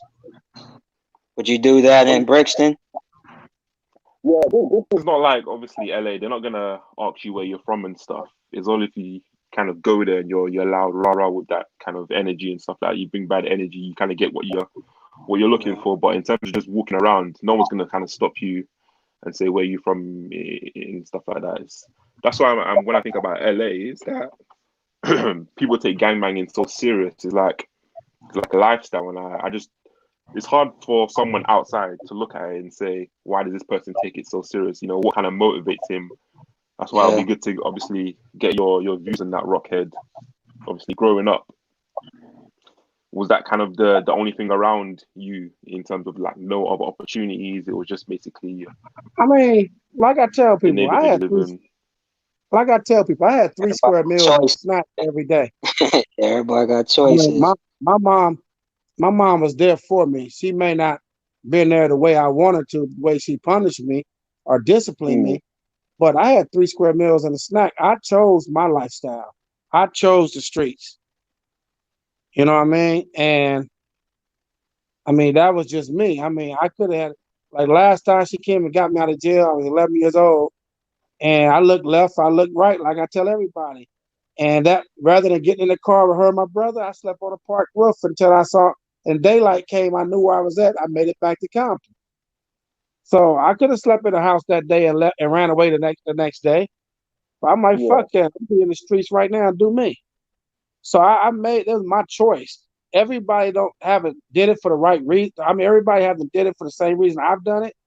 You know, sometimes people grow up in an infected area of gang members, and that's all they know. That's all they hang with. That's all they roll with. And eventually they become that. And then some people roll with them, hang with them guys, and grow up with them guys. But the enemy's looking from the outside in, thinking he a part of that neighborhood, but in reality, it's not. So sometimes they may catch him slipping, thinking from the hood because that's where he was born and raised at. But he never banged. So you force other people's hands to become that. You know, so there's a lot of different things that really goes on, but the biggest thing is we make our own choices in life. And I chose to become who I became, and from ground up, you know, like I said, I've never had a big homie. I don't give a fuck. I don't play that shit. You know, I gave myself my nickname. You know, so but everybody can't do that, and everybody, you know, is not who I am. I mean, I'm not bigger and badder than anyone else. We all bleed, but I'm Joe Rockhead. Period. Right. Hey, Salute, hey, Rock. Marvo King Real said, tell Marvo I'll be in London around the end of the year. Where can he recommend to stay? Where do you want to stay in London? Probably like around Hyde Park, a place called Hyde Park. It's got like a lot of tourist attractions and stuff like that. So it's got then like shopping areas, big parks and stuff. There's always nice ladies around, so you know you can't go wrong there. So definitely around Hyde Park. It's quite expensive. Los Angeles has a Hyde Park area too. Yeah. Okay. Hey Marvo, so I'm curious, man. Was Rockhead one of your favorite interviews, man? I haven't even watched a Rockhead interview, so no disrespect, Rockhead. I always see you on the live streams. Hey man, take his ass out of here. Take him out the box. Take him out the box. Gotta get rid of him. Fuck that. Yeah. Hey, you gotta get rid of him. Hey. Yeah, you gotta. When I wake up in the morning, I'm gonna watch your interview. I promise. Listen, it's different timing here in London, you know. Make sure you catch it. He got a few of them on there. To me, one of my favorite ones, I guess, would be the one with him and OG Cutes and and Monster Cody, man. Yeah, I've watched that one. Yeah. Yeah, but he getting a live experience though, Rockhead. So that ain't nothing better than that. Like you said, this is my first time talking to you on the line, so it's definitely honorable that way, man. So he meeting you for the first time, live and direct. I mean, I understand that. So, who's your favorite interview? Oh, the Monster Cody one. The Monster Cody for sure. Monster now, Cody. I'm talking to my man right there. Oh, man. My favorite is just the number one is cute. Yeah, I like the history. Okay. All right, keep talking. Number one. Oh, that's just it. Just number one. That's it. Yeah, we tried to do that. Yeah, that's the name, number one. Oh my goodness, fucking! Did you hold on? Did you see all my shit? All of them, every last one of them, all of them. Like I said, I didn't make number one. Damn, that's a tough one right there, low. My man, we was just talking about that other day. Just trying to put a 5, even 2 together. You gotta be the 1.1 if it's you and Q. So anything, like I said, man, you definitely up there. Your top 3. Who the fuck said that, Anthony? Cut that bullshit out. Hey, haters come a dime a dozen, y'all. Man. But you know what? Honestly, though, on some real shit, I'm having fun. That we are all so powerful. We all had something to give, something to share. We all had our own individual experience, either together or by ourselves. And you're right. You can't put dots on it. It's too hard, man. In our own way, we all are number ones. All number ones, man. All number ones. Because nowhere else you're gonna get this kind of history. Never. Nowhere. Like I said, man. Fuck, Alonzo, who don't know how to ask motherfucking questions and shit. Who ain't got no experience. Man. I mean, anybody else, I'm just being honest. There's nowhere else. You being super honest, man. I was telling Kev that same thing, man. It's for LA history, it don't get no more authentic than this channel, man. Coming from the actual people, man. This story's always been told by outsiders, man. So just hearing it from the inside is just mind blowing, man. Hey Rob, I'm gonna respond to Rob's shit. Hold on. The motherfucker say 3, 5. God fucking damn. My prison shit alone is number 1. Baba Louie, Q's, Rockhead, top 3. No specific Rockhead, your prison stories is number 1 for sure. My prison shit alone. For sure, number 1 with the prison stories. I was like, man. Fuck that, loco. See, my prison shit alone is fucking ridiculous. Hello? Hey, but no. Marvel, nothing. Marvel, your parents African, meaning from the continent. What do you mean by that question? What does that mean? I guess what is your background, basically, bro? What is your nationality, man? Oh, Nigeria. I told you last time. My parents are from Nigeria, but I was born in the UK. Okay. Yeah, so I came over here around in the 80s for a better life, and obviously just to raise us, to have a family in the UK, just better opportunities in the UK than in Nigeria. None of your family members or nothing ever migrated over here to the States? Yeah, sorry, what am I talking about? My dad's brother from Nigeria. He lives in Atlanta. He's got a family here in Atlanta as well. Right. So he came from Nigeria to Atlanta, yeah. How does he like it? Is he love it? Yeah, he loves it so far. I mean, he's loved it all his life. What am I talking about? He's got 5 kids there. He's a pilot, so yeah. That's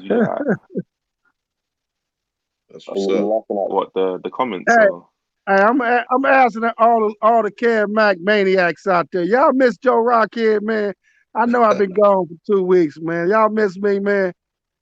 Man, always Rockhead. You know, but I've been all right, man. I did a giveaway. In the last 2.5 weeks, I think I fed probably 2,700 families. Wow. This Saturday, we're gonna be in Compton and the mighty NBCC over there at Walter Middle School. We're gonna try to take care of 2,000 families.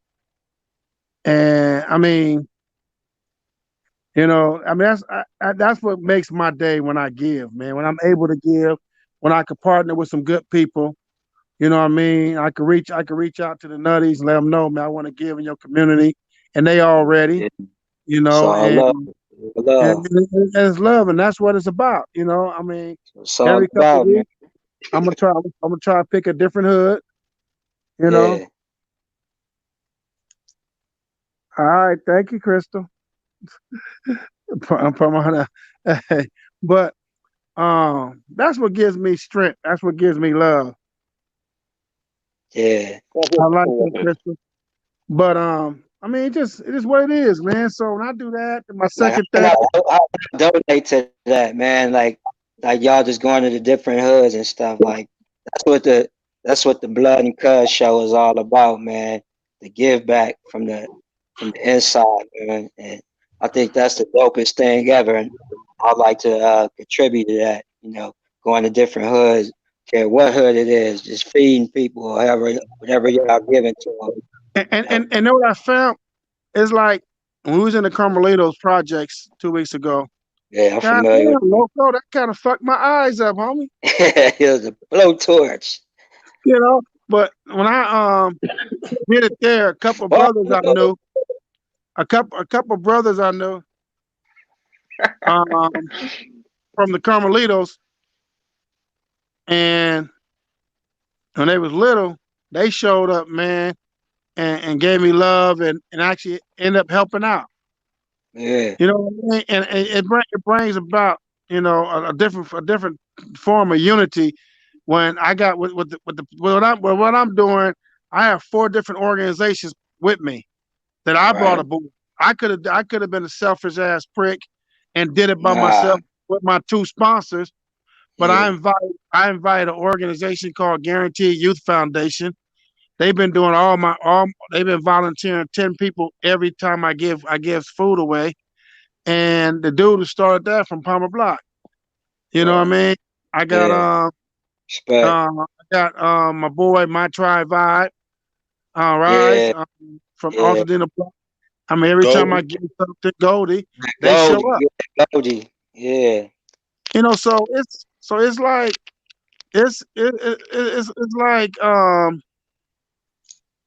it's a joy. I got my nephew Blues organization. They shows up. And it's about really just giving, man. If you could bring, and by for me real. bringing organizations and with me, and we doing what we do, it shows them who I am, and it shows me who they are. Yeah, Right. And because we working as one, no matter what our organizations are, right. you know what I mean. But that's a joy, man. I can be able to give, and I can see a community happy. I can see the homeboys happy because they feed their own community. You know what I No mean? doubt. It just and that's the joy of it because people are in need right now. And we had a meeting today, and that's the It's the biggest time to thing going do it, on. man. People It's the people are time in to need. do it. Yeah, it's the Good, time to bad, or do it. different. People are in need. Yeah. Jobs are shutting down, everything, man. People need it. But I think they're gonna shut the world down again. I think this time what they might do is shut it down. Anybody with essential jobs is really working. Y'all keep Mhm. working for that, but money can keep coming in. But everybody else better stay their ass back in their house. Cause this shit is going crazy again, loco. Oh yeah. Yeah, man, got me back locked down tight. I mean, I'm in. I was ripping and running and doing my little thing for about 2 weeks. So by the time you've been off, really, I've been ripping and running for Kev. We try to get that volume 1 and the music and stuff done, and I was running back and forth home. But now that this stuff done took off like it did, man, I'm finna sit down somewhere for a whole minute. Chill out, Uh, you know? No, but I got a homeboy from Compton. He started an organization called Blood Cousin. yeah, yeah. You know, Cousin. Blood cousin, huh? Yeah, blood cousin. They've been around. They've been around about 15 years now, 17 years. Yeah, no doubt. They do. Actually, I'm glad you remind me. I'm gonna give him a call. Yeah, man. Give him a call. And I have, my boy KP, that tattoo Black Compton's tattoo shop. Right. Yeah, from the TV show. Yeah. So that's my young fella, man. He played for me way back then.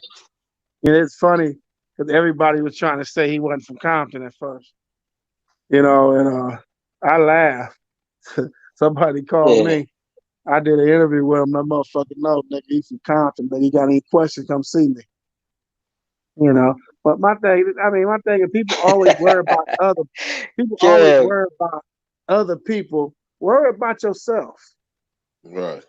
Don't worry about. That young fella brought something to Compton. They got in New York, Chicago, all that bullshit.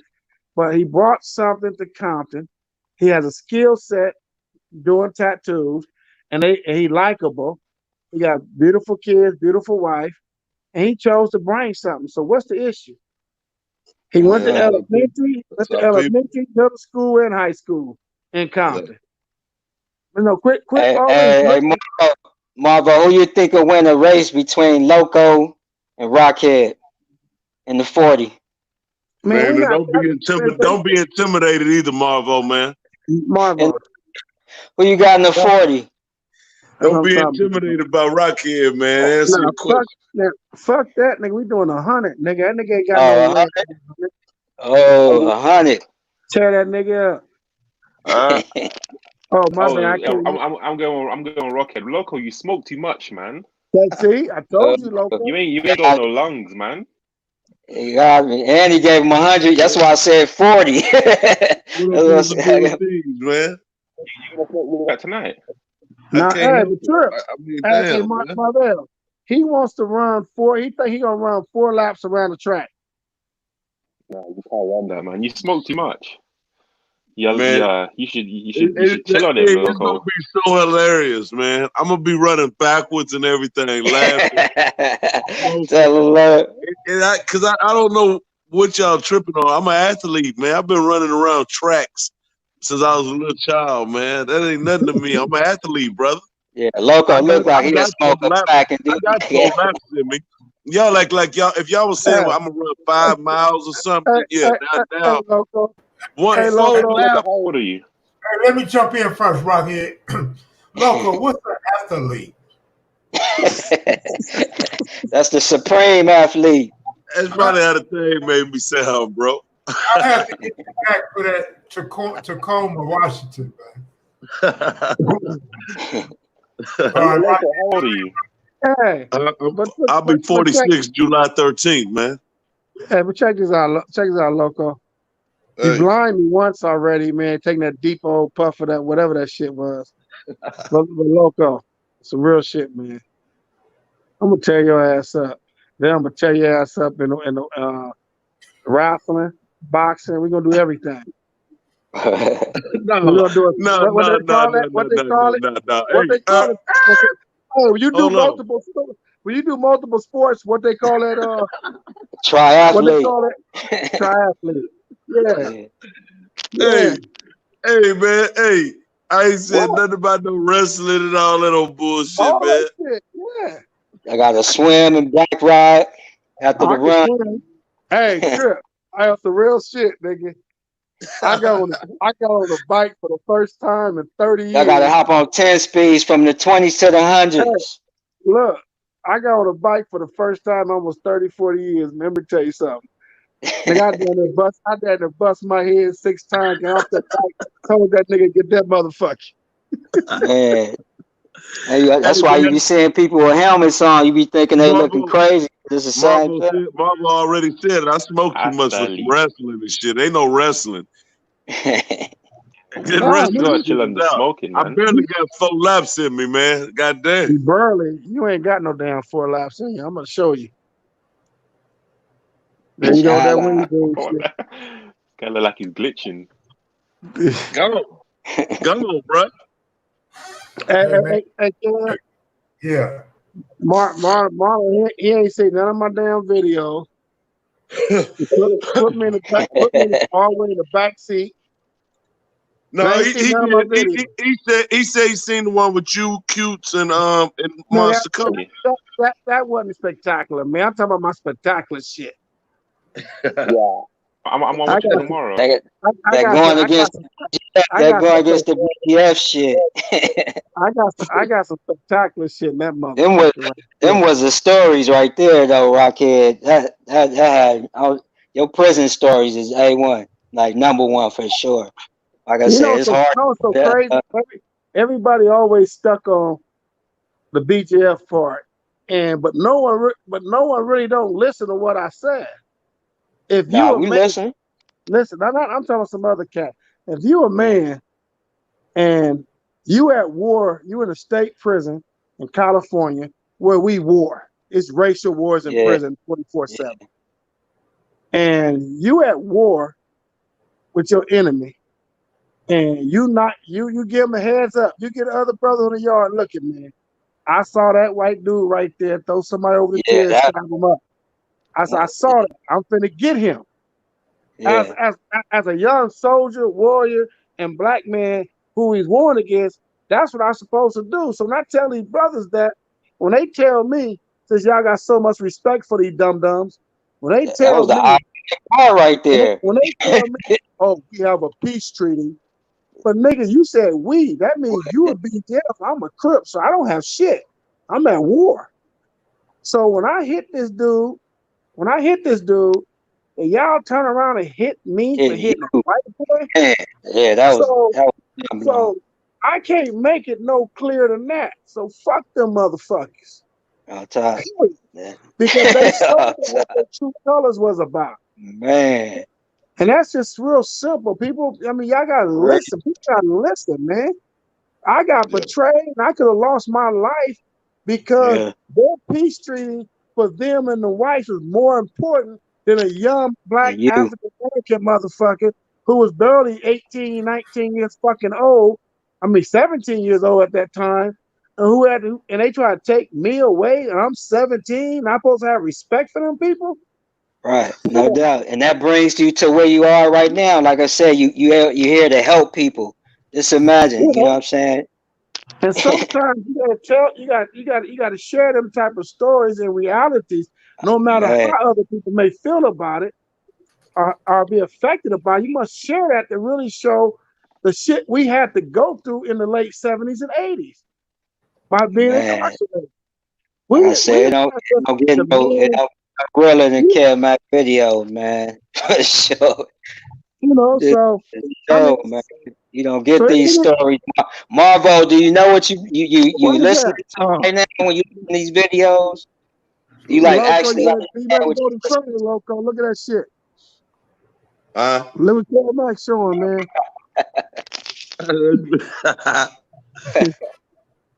That's me and you, bro. Hey man, look, man, I'm gonna smoke you though, big homie. You know that. You know that already. Oh no. That's why you already trying to implement in wrestling and all that old crazy stuff, man. You smoking me right now. You lift weights. Look at you. Hey, this is medicinal right here, man. I don't know why y'all think this is medicinal. How many cigarettes you smoke today? Probably about 10. That's my point. At least you honest. So that's one thing I can say about you, Loco. You ain't gonna lie. You honest. I'm gonna tell the truth. Why am I lie? I thought you gonna say 1 or 2, but I appreciate you. We talking about 4 laps. 1 mile. You remember when Allen Iverson said we're talking about practice? Loco. When I see you, watch this. When I see you, I'm gonna give you the heads up right now, nigga. I'll be 25 pounds lighter. How much you weigh right now? Don't worry about it, nigga. I'll be 25 pounds lighter. Hey, Kev, Loco say he gonna high step for 4 laps. Hey, like Roger Craig. I'm gonna run around there like Roger Craig, man. High for 4 laps. Roger Craig 4 laps. local, I ain't gonna hide shit from you, homie. Nigga, I already started everything. I don't eat no more bread, no potato, no nothing, nigga. You get what I'm saying? I've changed everything up. Ready, set, go. I don't eat meat. Hey, Rockhead, you didn't tell no lie, but you left one thing off the menu. What? I heard you've been supporting my boys' cheesecake, Harriet's cheesecake. No, I stopped. That was my last one. Hey, Hold on.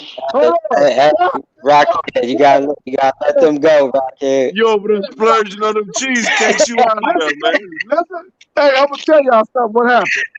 Listen, my daughter graduated Saturday, so she wanted one. Her mom like, yeah, get her a cheesecake, that Harriet's praline cheesecake. So that means you get one. Now, let me finish. Then my boy, my cousin, he wanted one. All right.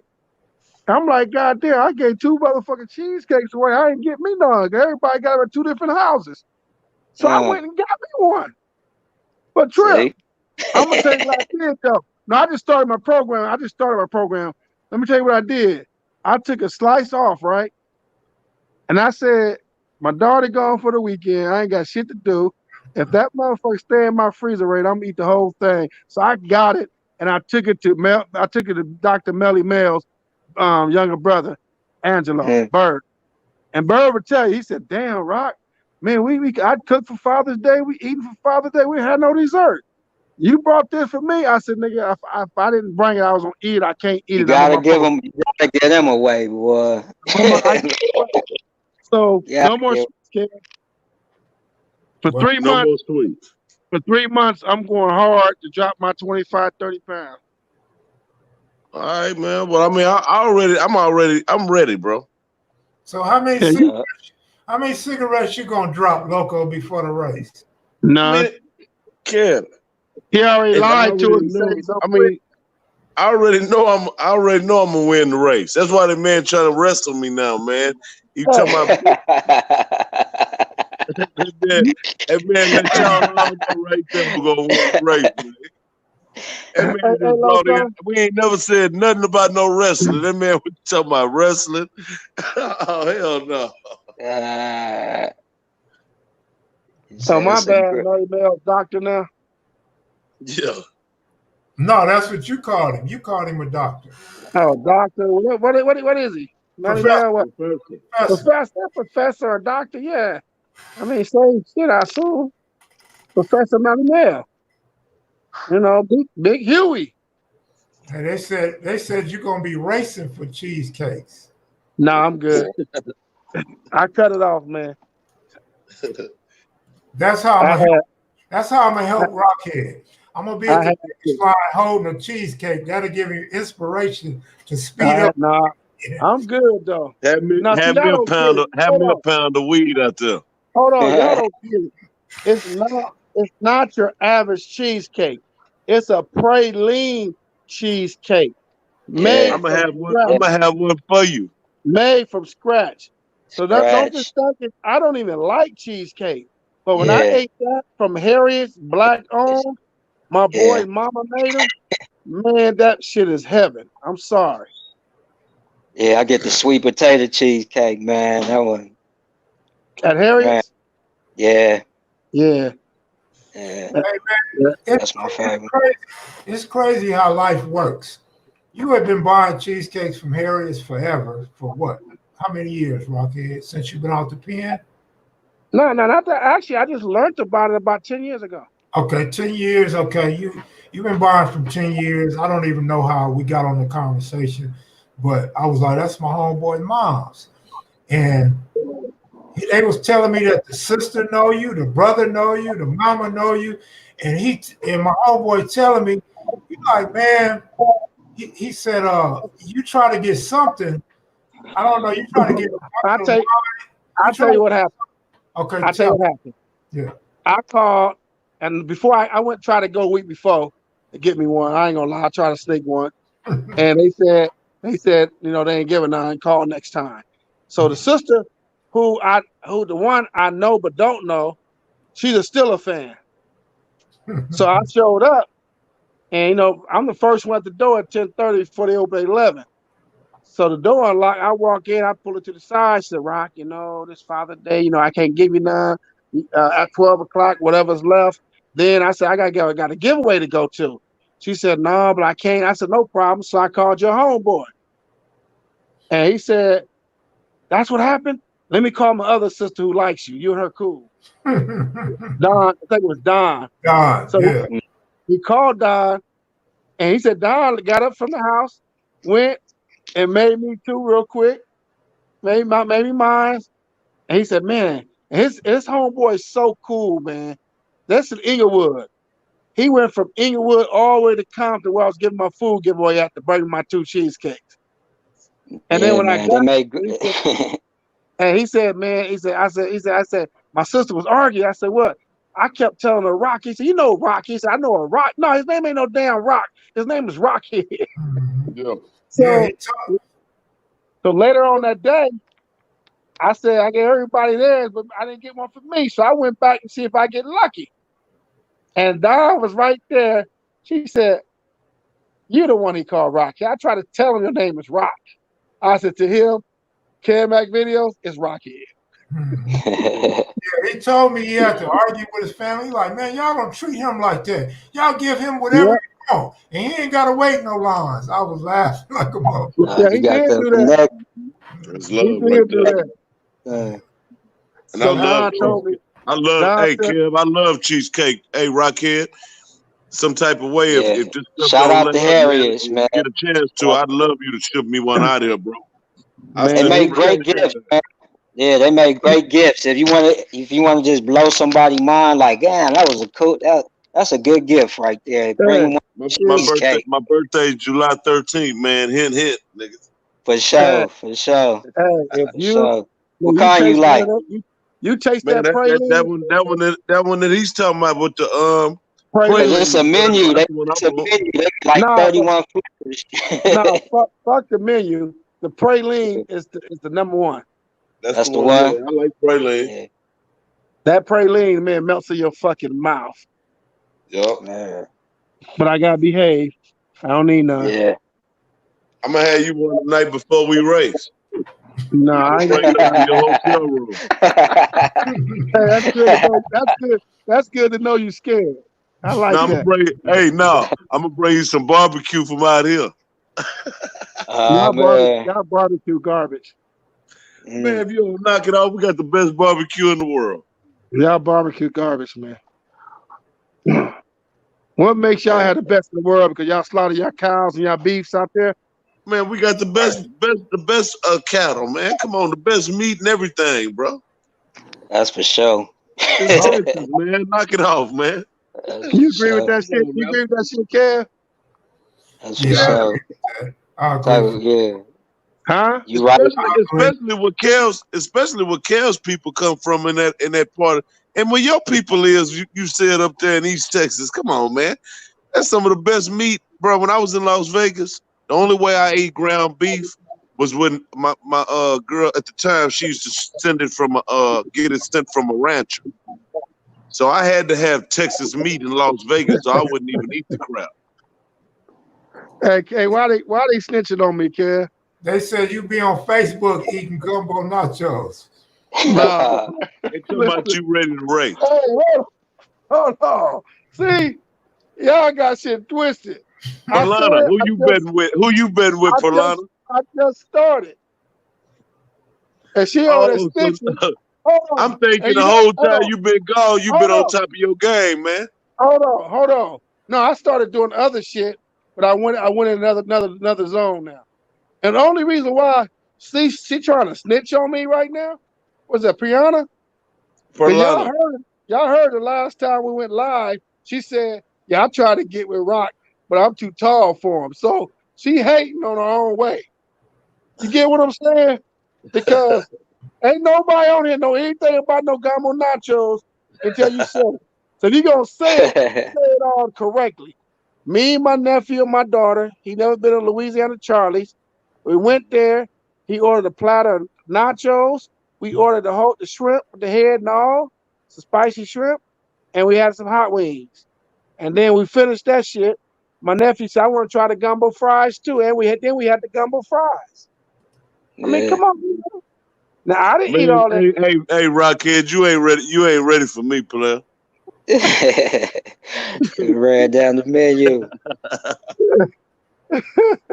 Man, I'm slim and trim like a bicycle rim. I might smoke a bunch of cigarettes, but man, look, I'm talking about I go, man. Crystal, I thought you supposed to have my back on it, Crystal.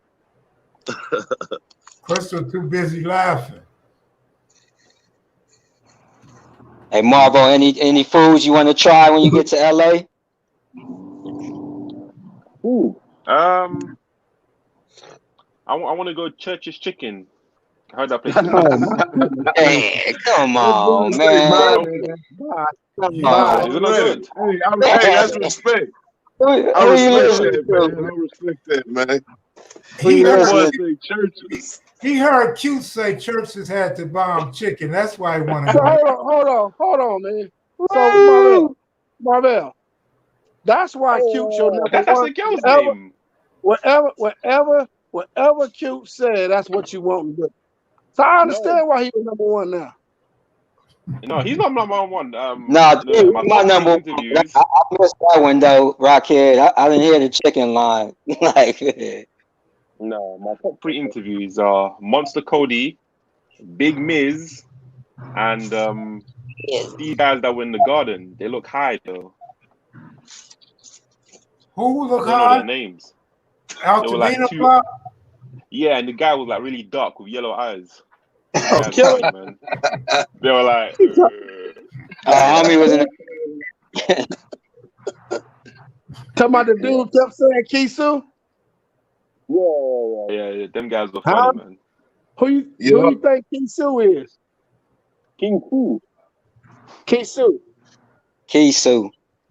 Is that food? Huh? Kianu. I can't hear you, man. He said, who do you think Kisu is? They don't speak Swahili in Nigeria? No, I speak Nigerian only. When you said you were listening to the guy talking crazy from Altadena, talking real, he was drunk and his shirt off, right? Yeah. And he kept saying Kisu. Yeah, what's Kisu? But I'm gonna ask you the question: who you think Kisu is? When he said he went outside, he said when he went outside, he was supposed to work in, but Kisu already put all the work in before he got out there. He got you. Huh? You. I'm Kisu. Oh. Yeah. That's his Swahili, yeah, he is. That's his Swahili name. My Swahili name is Kishwa, but he was saying Kisu. Yeah. Nice in Swahili. Yeah, that's but right. he was talking about me. Oh, okay. Who groomed him, who taught him, who prepared him. Mr. Owens. Introduce yourself, Mr. Owens. What's up, Cal? You said What what? up? Introduce yourself. Tell us about you. Oh, what's up, man? You know, I'm just what's up, man? I'm just a fan of the show, man. I just happened to catch you on my off day. I'm just checking in with y'all, man. How y'all doing? Oh, we're doing great, brother. Hey, can I get my top 10, man? Yeah. Can I get my top 10? Go ahead, my brother. Okay, man. I like Giacomo, AC, Little Caesar. Let me stop you right there. Wait, let me stop you right now. You a Damu, huh? Nah. Okay. I was about to say Rockhead too. That's number 4 though. I'm gonna say Rockhead, man, because I'm gonna say Rockhead because I don't want to get shanked. I like who else? Cute. I like Rebo. Who else, man? Fraud. You know, I like them all, man. I really like them all, man. To me, everybody is number 1. Right. Cause y'all give y'all life stories, man. Where you grew up at? So I grew up in Detroit. The D. On the east side of Detroit. Yeah. one of the worst neighborhoods in the city. Right. Yeah. How long Man, you been watching I want to see KMA y'all race, videos, man. bro? I'm out there. Who your money on? I've been watching it. I've been watching for like what, 4 years? Who your money on? 4 years now. I said, who your money on the race? I'm going with 2, man. I'm going with 2, man. I Man. think you're gonna shank Loco. That's all right, too. Better watch your back, Loco, man. Keep your distance from him, man. That's all right, too, man. I don't want to see you fall. Yeah, I don't want to see you fall out there on that track, man. Hey, You know, man, man, what happened to Loco? He got too close to Rockhead. No, man, y'all. Yeah, that Keith too. That's the only way he gonna get me on the race. If he stick me or wrestle me down, that's it. Yeah, stay far away from him, man. Man, he eating them. He keep What eating happened them to your gumbo. boy KB? All I gotta do is get some gumbo fries sent to him and a cheesecake, and it's over. I'm Relapse. down, He might win just to get to that stuff, though, man. I'm done, Loco. Hey, and you got the 4th of July coming up too, man. You gotta treat yourself. Nah, I'm good. I'm on a mission. Yeah. Is 8 Mile the worst part of Detroit? Hell no. Nah. All right. No. The east side is the worst part to me. What side is the Brewster? 8 Mile. Where's the Brewster? What side of town the Brewster projects and stuff was in? That's head towards downtown area. All right. But that kind of to that area down though, man. They kind of Yeah, do I a lot know of they had tore the project down. Yeah. Yeah. My neighborhood is called Mac and Bewick. That's one of the worst hoods in the city. Was you a fan of the Fab Five? I would say Huh?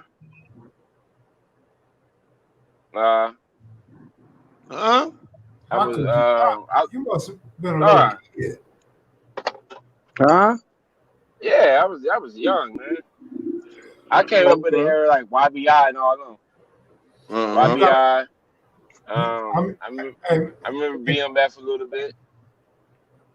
You got a red T-shirt on, bro? Yep. No, man, I got it. It's yeah. I'm not no Damu, man. I don't bang. All right. There's some Damus out there, though. There's some Damus in Detroit, ain't it? Yeah, it's a lot. Yeah, and Crips. Okay. It's a lot of Damus and Crips in Detroit, man. Detroit ain't no different than LA. Y'all just a little bit crazier, that's all.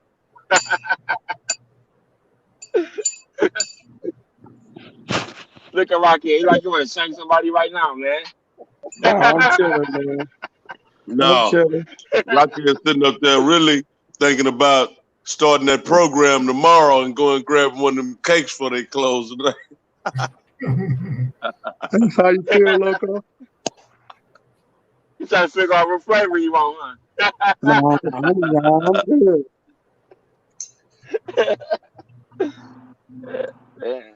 Yeah, I can't wait to see y'all race, man. Hey, Loco. Oh, yeah, I can't wait, man. I really can't, man. I can't believe y'all don't know that I'm gonna run around four times around the track faster than Rockhead. I don't understand that. He not gonna let you run around. That's what you don't understand. He not gonna let you run around. Hey, homie, I ain't finna be close to Rockhead, man. I ain't finna. We're not finna do all that. I'm gonna be on one end of the track. He gonna be on the other end. Yeah, I'm gonna be. I got the inside lane. Huh? Inside? Yeah, nigga. Heard the fuck I said? It ain't gonna even matter what lane, Rockhead. I'm finna leave you. Nah, you okay? Leave me. I'm gonna be gone, bro. I'm gonna do that. I promise to do that.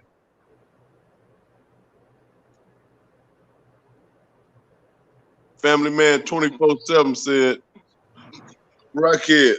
You know, Rockhead is real good at target practice, man. Hey, hold on. Can he make a donation towards the organization? I would like to help out in some way, brother. ICANYouthFoundation.org. All right. ICAN youthfoundation.org. Those that want to help out the ICANN Youth Foundation, go to this website. You can donate to Rockhead's organization. It has a donate button. Hey, Ken. Yes, I sir. meant to tell you the other day when I talked. That's why I called you. I knew I called you for a reason. Some lady listened to us, donated 200. Okay, that was good. Yeah. Real good. That's what's up. You know. May God bless her heart, man. And I emailed her back and told her I truly appreciate it. You know, and I got some ICANN t-shirts for the boys. There's people out there that really want to help people that's trying to do something positive, man. Yeah. Hey, girl. Yes, sir. Have you heard from Giggles? I see her on Instagram, but I haven't talked to her.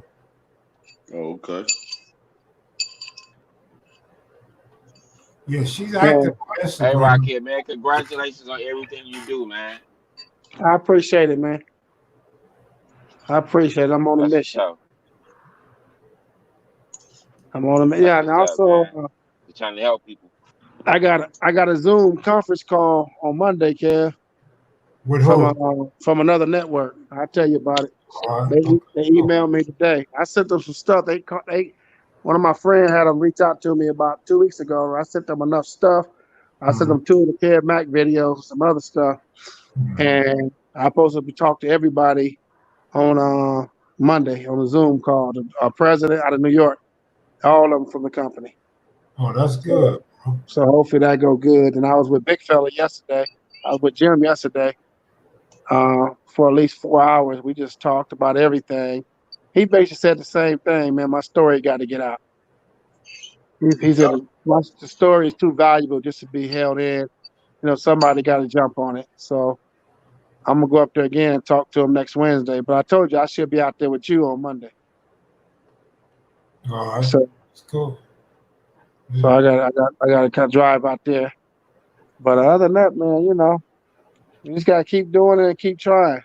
Yeah. I wish I could get out there. I wish I could get out there in a few days. I gone on the end of all this stuff right here. Can't stop, won't stop. Oh, you can't come to me, nigga. You got 14-day quarantine. You coming from Houston? A 14-day quarantine. Yeah. Man, ain't nothing wrong with me, man. Off the plane. 14 days. I'm straight, homie. After you get off the plane, you got to quarantine. Yeah. So you're not going to see us. I'm straight. You don't want to race, man. That's going to be next. That's going to be about 2022. Nah, we're gonna race sooner than you think. When they open all this up and everything not flaring up, then you're gonna see me. What's the prize for the winner, man? He can't do nothing with that. Oh my goodness gracious! Look like a little jackrabbit. Look like a little jackrabbit. It's gonna be a little jackrabbit. What my BB down there? I got some if I can knock that jackrabbit down. Then what y'all gonna do then, homie? What y'all gonna do then, my nigga? You talking about you going with Rockhead, man? Then I get out there and go to chopping that goddamn shit up like that, man. What you gonna do then? And you gonna be doing it in place. Loco, what's your run? I can beat Rockhead in handball. Oh. Qantas Evans. That a girl? No, it's a cat. Oh, damn. Qantas? All right, Qantas. They couldn't pay you. Loco, you got to be careful, man. Rockhead think he's slick. He going to lose more than 25 pounds. He going to show somebody. He going to be somebody completely different. Watch. Man, Rockhead going. I'm 205, homie. Hold on. You know what I'm saying? I'm 6'2". I'm 6'2", 205. You heard me? Frail ass. Rockhead is in last place. He gonna be a Rockhead from the 80s. Watch. I'm slim and trim like a basketball. I'm telling you. Hey, hold You gonna see the on. Rocket from the Hey, 80s, Loco. watch. Hey, hold on. That dude, Qantas. What's up, Crystal? Hey, that dude, Qantas. Let me tell you something, man. You give me 3 weeks back on the handball court, I tear your ass up in handball. I ain't got to do a lot of movement. I know how to control that ball. He don't know, Rockhead. He don't know about your handball game. That's my shit there, boy. Qantas, all you got to do. Go ahead, Loco. No, go ahead. I'm just messing with Rockhead. He know that. Go ahead. Holla. Say what you gonna say. I see the video with somebody else with Cav was interviewing somebody else about Rocket. So my mans don't know why y'all used to play handball in prison. Rockhead. You like that, huh? Yeah. I forgot his name. Killer Martin or something like that. Yeah, Cav? Killer. Yeah. Yeah. Yeah, what's that dude there? Qantas, whatever his name is, he don't know why y'all used to play handball in prison, man. Yeah, a lot of people don't know. I used to be playing with some of my homies in the county jail, and at that time I had no idea. Then when I got to prison, I started to understand. Okay, I get it now. Let me tell you something. There's no more of an aggressive workout than playing handball. Oh, Because yes. your instincts, your coordination, your balance, your power, your strength, your finesse, it's a combination of all of that. All of it. And it gets, if once you really master it, you could damn near sit back and don't move and kill that motherfucker every time. But I love the handball, man. I used to play that shit every fucking. Sometimes I play that shit the whole yard. Down here Yeah, in you Texas something to do, prisons, man. that's mostly Mexicans. I used to play in the county a little bit with the essays, but like that's pretty much a Mexican thing in the Texas prisons. The blacks gonna be on the basketball court working out. Essays gonna be on that handball court. No, we play handball. Every blue moon you'll see a black dude get over there or something. You know what I'm saying? 9 times out of 10, he fuck with a whole bunch of essays in the world or something too. Handball is big, man. I mean, before I really master it, I used to my knees, my elbows, my fingers, my nails. I mean, it fucked me up. And I stopped using I stopped using the bandanas. I use my raw hand. And once I got immune to it and understood it and learned the finesse of the game, once I learned how to finesse the game and use my strength and camouflage my weaknesses, it was a motherfucker, man. Yeah. And it was a motherfucker.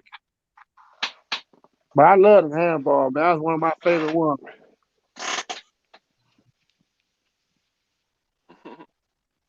Yeah, man, you ain't got it ain't nothing happening for you though on that running, man. I don't know. We need to try maybe something else. Hey, man, I'm gonna beat your ass running. What she say right there? I ain't got my glasses. Kev, what's up with the dating game for Rockhead? Yeah, everybody want to see me hooked up. Yeah, man.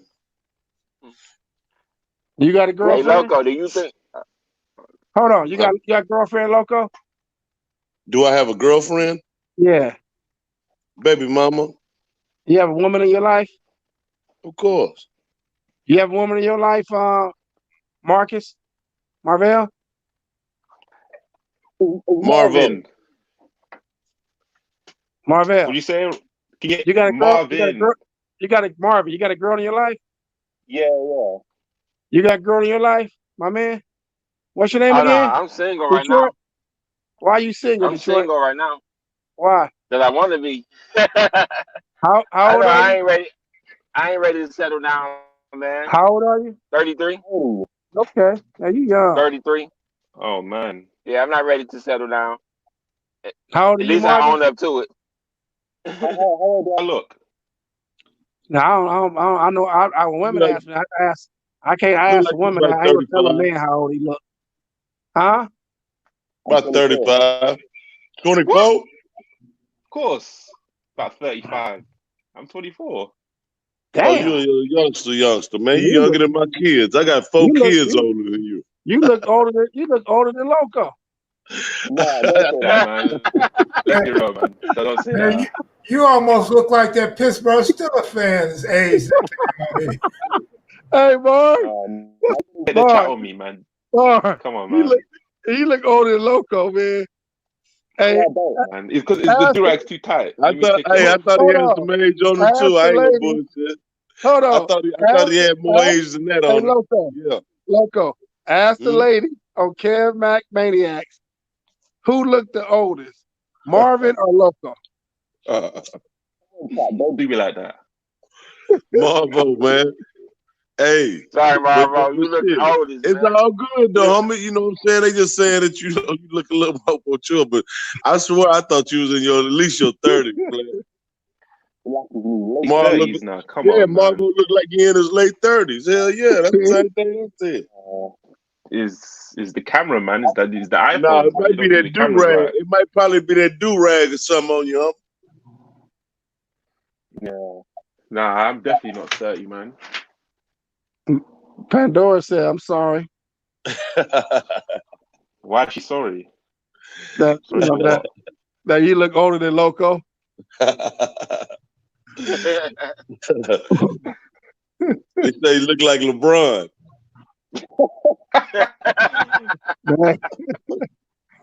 No, this chat is crazy, man. Oh, they finna go hard. You might want to get ready. They finna go in. You ain't seen nothing yet. Look, Marv almost look older than Jamaica Mafia. I'm about to leave, man. I'm about to leave. No, man. You gotta have tougher skin than that, youngster. You gotta have tougher skin than that, man. They're Look, lying, man. It's the camera, man. Hey, they be on me. They be on me so hard, bro. I laugh because it ain't nothing but humor. Let them roast you, man. Yeah, I know, but that's crazy though. My son, 24. Nah, come on, man. Who said that, man? I thought Marvo was the same age as Kev Mac. Nah, man, that guy's crazy. Look at his picture, man. How old is Kev Mac? Mamar, my bad for starting some chaos, man, but ain't no fun, man. I like to have fun. Hey, man, You come over here. Why Hey, you when have you that come, do Rocco? he said Mr. Owens look like Horace Grant. Hey, come on live, man, so we can roast you. Come on live. Come on. I bet he won't come on live though. Hey. Hey. You look like Horace Grant, you know. Hey, Bar. Somebody say you got that do-rag on because you got a sunroof top. My boy say you got it messed up. All right, player. Hey, you look a little younger without that rag on, man. You look a little bit younger without that rag. Yeah, I told him it was a do-rag. Let me get in the sun, man. Oh.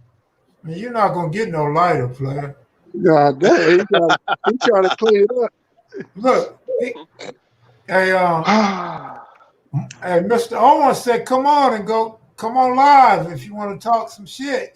Just go at it. All right. I argue that they want to roast. Come on live, man. I'm over here laughing. Everybody that want to roast, come on live. Rockhead had me laughing. I'm over here just falling out, reading the comments. I want to see some. Where's KB at? KB will go at it with Mr. Where's Uncle Buck? Uncle Buck. And what's the other dude? No, I was just saying, people got jokes. People that want to blaze me and Loco. People want to talk about Rocky.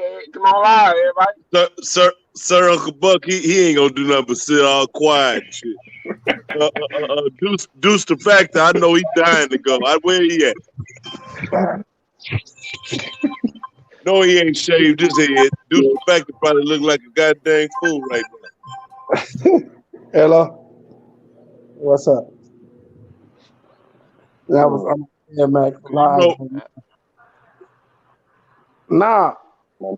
Chat, don't leave me alone, man. That Corona went. That Hey, Corona Mac. went back up and Hold on. Hey, Mac. I got to talk to this lovely lady before I get beat up. So I'm hit y'all back before y'all get off. All right, homie. All right, everybody. Have a nice one, man. Mac Maniacs. Put on your show, man. Make it work. You just broke Crystal's heart, man.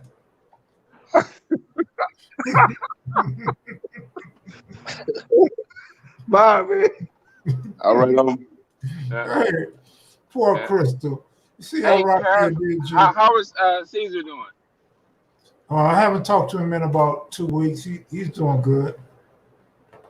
I like all his videos, man. His mother passed recently, so he just buried his mom. That's cool.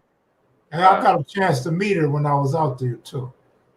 That's what's up, man. Yeah, I'm friends with him on Facebook, man. So, I've been knew that his mom passed. Yeah. He a cool guy though, man. I like Caesar. Yeah. Yeah. He's still down there in North Carolina, huh, cuz? Yeah, he's a good dude. Charlotte, all right. Yeah. Man. That's what's up, man. That's what's up. They're still going in on you, Mr. Owens. Y'all come on, don't be scared. Come live with them. They're going in on you like real hard right now. They with Marvo still? No, not me, man. Not me. I'm good. No, they on Mr. Owens, man. They're killing it.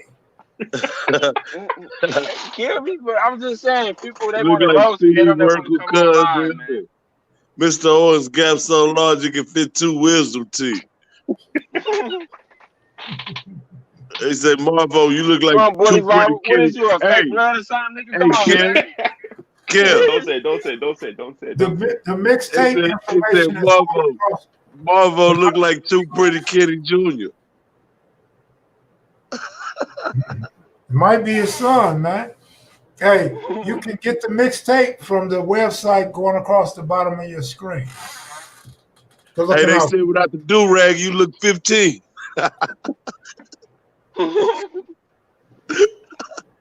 Too much sugar water. Them niggas crazy. Marvo look like Tyreek's dad. Oh, shit. They crazy. Marvo like fuck America. yeah, exactly. Them damn Americans.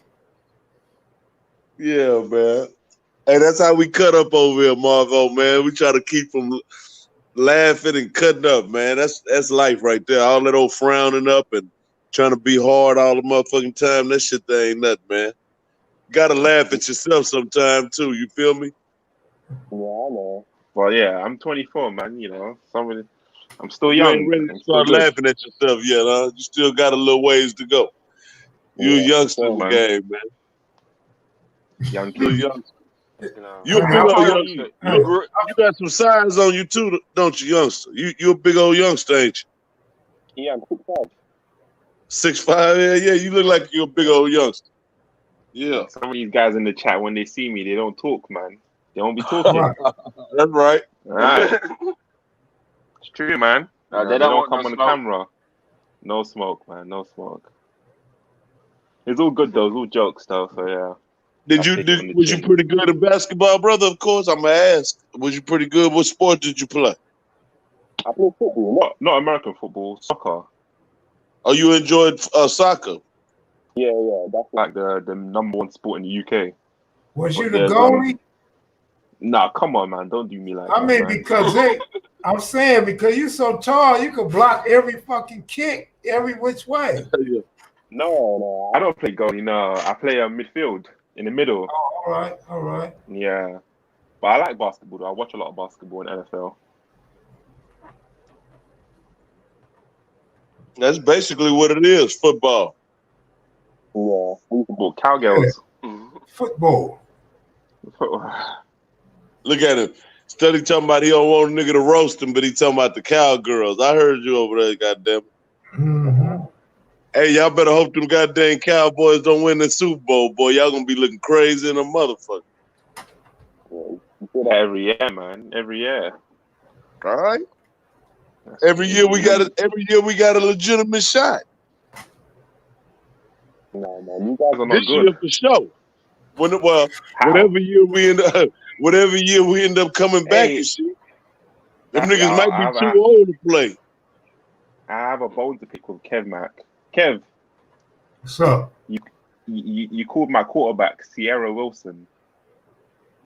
Why you call him that? Say his name, man. That's a top 3 quarterback in the NFL. Russell Wilson. Top what? Yes, top 3. Definitely. Russell Wilson, one of your favorites? Yeah, he's one of the best quarterbacks in the NFL. No, top 3. So who's your top 3? I mean, don't what? And don't say Lamar Jackson. No, not Lamar Jackson. But what about the boy? Lamar gotta be one of the top 3. You crazy? Come on now. Man, he Come choked. on now. Nah, he's a fraud. Both times he been to the playoffs, he lost. He played horribly, and he even admitted it. Against the Tigers, he was horrible. But you got people like Tom Brady, but he's older and slower. You got Aaron Rodgers, very underrated. You got Drew Brees, the racist, but he's a very good quarterback. As well. You got the boy on the Chiefs, the quarterback for the Chiefs that just won the Super Bowl. Yeah, he's number 1 right now. I mean, but I mean, Russell Wilson's all right. Just when I bet on him, he play like a girl sometimes. But he's good. I mean, I would take him on my team anytime. But you ain't got no quarterback. I mean, he got a Super Bowl ring. I mean, even if I was a fan of the Cowboys, I would take Russell Wilson. You know what I mean? But I can't stand the Cowboys. They fans, man. Fans are crazy. Yeah. What do you report, Mr. Owens? I don't watch football, man. That ain't my thing. Hey, what about Deshaun Watson? You don't think he's that good? He said. Deshaun Watson, the Texans quarterback. Deshaun Flodson. Nah, he's not good, man. I mean, he's overrated for me. What about Ben Roethlisberger? No. Maybe like 5 years ago, 6 years ago. Yeah, of course. He's older now. But yeah, Deshaun Watson gets a lot of hype, man. I don't really get why. Hey, Kev, man, my battery getting low, and these people don't want to come on live so I can roast them, man. So I'm gonna catch out. All right, I'm see y'all later. All right, y'all be safe. All right, bro. Peace. Yeah. Bye. Yeah. What about the Rams quarterback that everybody was so high on? This Jared Goff cat. Jared Goff garbage, man. He's trash, man. Straight trash.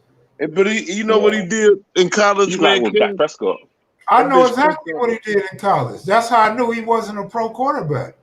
That bitch fucked me out of some money though in college. I know that. He was a janky motherfucker at Cal. Of course he was. He had no footwork. Overrated. Couldn't even though he got a strong arm, he used to throw the ball short, throw the ball in the ground, throw the ball out of bounds, way over receiver. I don't know why. See, what it was, the fool used to, when I would go with him, he'll lose. And when I go against him, the motherfuckers will win. Every time. Know. But Loco, your big head, you wasn't thinking. You just thinking golf. You just bet. You see golf. No, hell no. Because back then, that's when we was together in the sports book, man. They had a decent ass team. They had a cool coach. They had a decent team. They was cool. Man, for the Pac-12, I mean, Pac-12 is garbage anyway. Hey, man, you lead them Trojans and Oregon Ducks and Washington. Well, I'm a Trojan fan, bro. But that's a sorry-ass division. That's a sorry-ass division. I'm a Trojan fan. I got the Trojan jersey in there right now.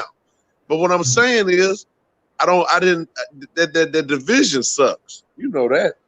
Yeah. I guess. Because, I mean, any given Saturday, somebody like Washington State can come out and blow you. Then the next week, they turn around and don't score nothing. Yeah. Oregon State was like that. Yeah, man. They be 0-7. You bet against them, and they beat you.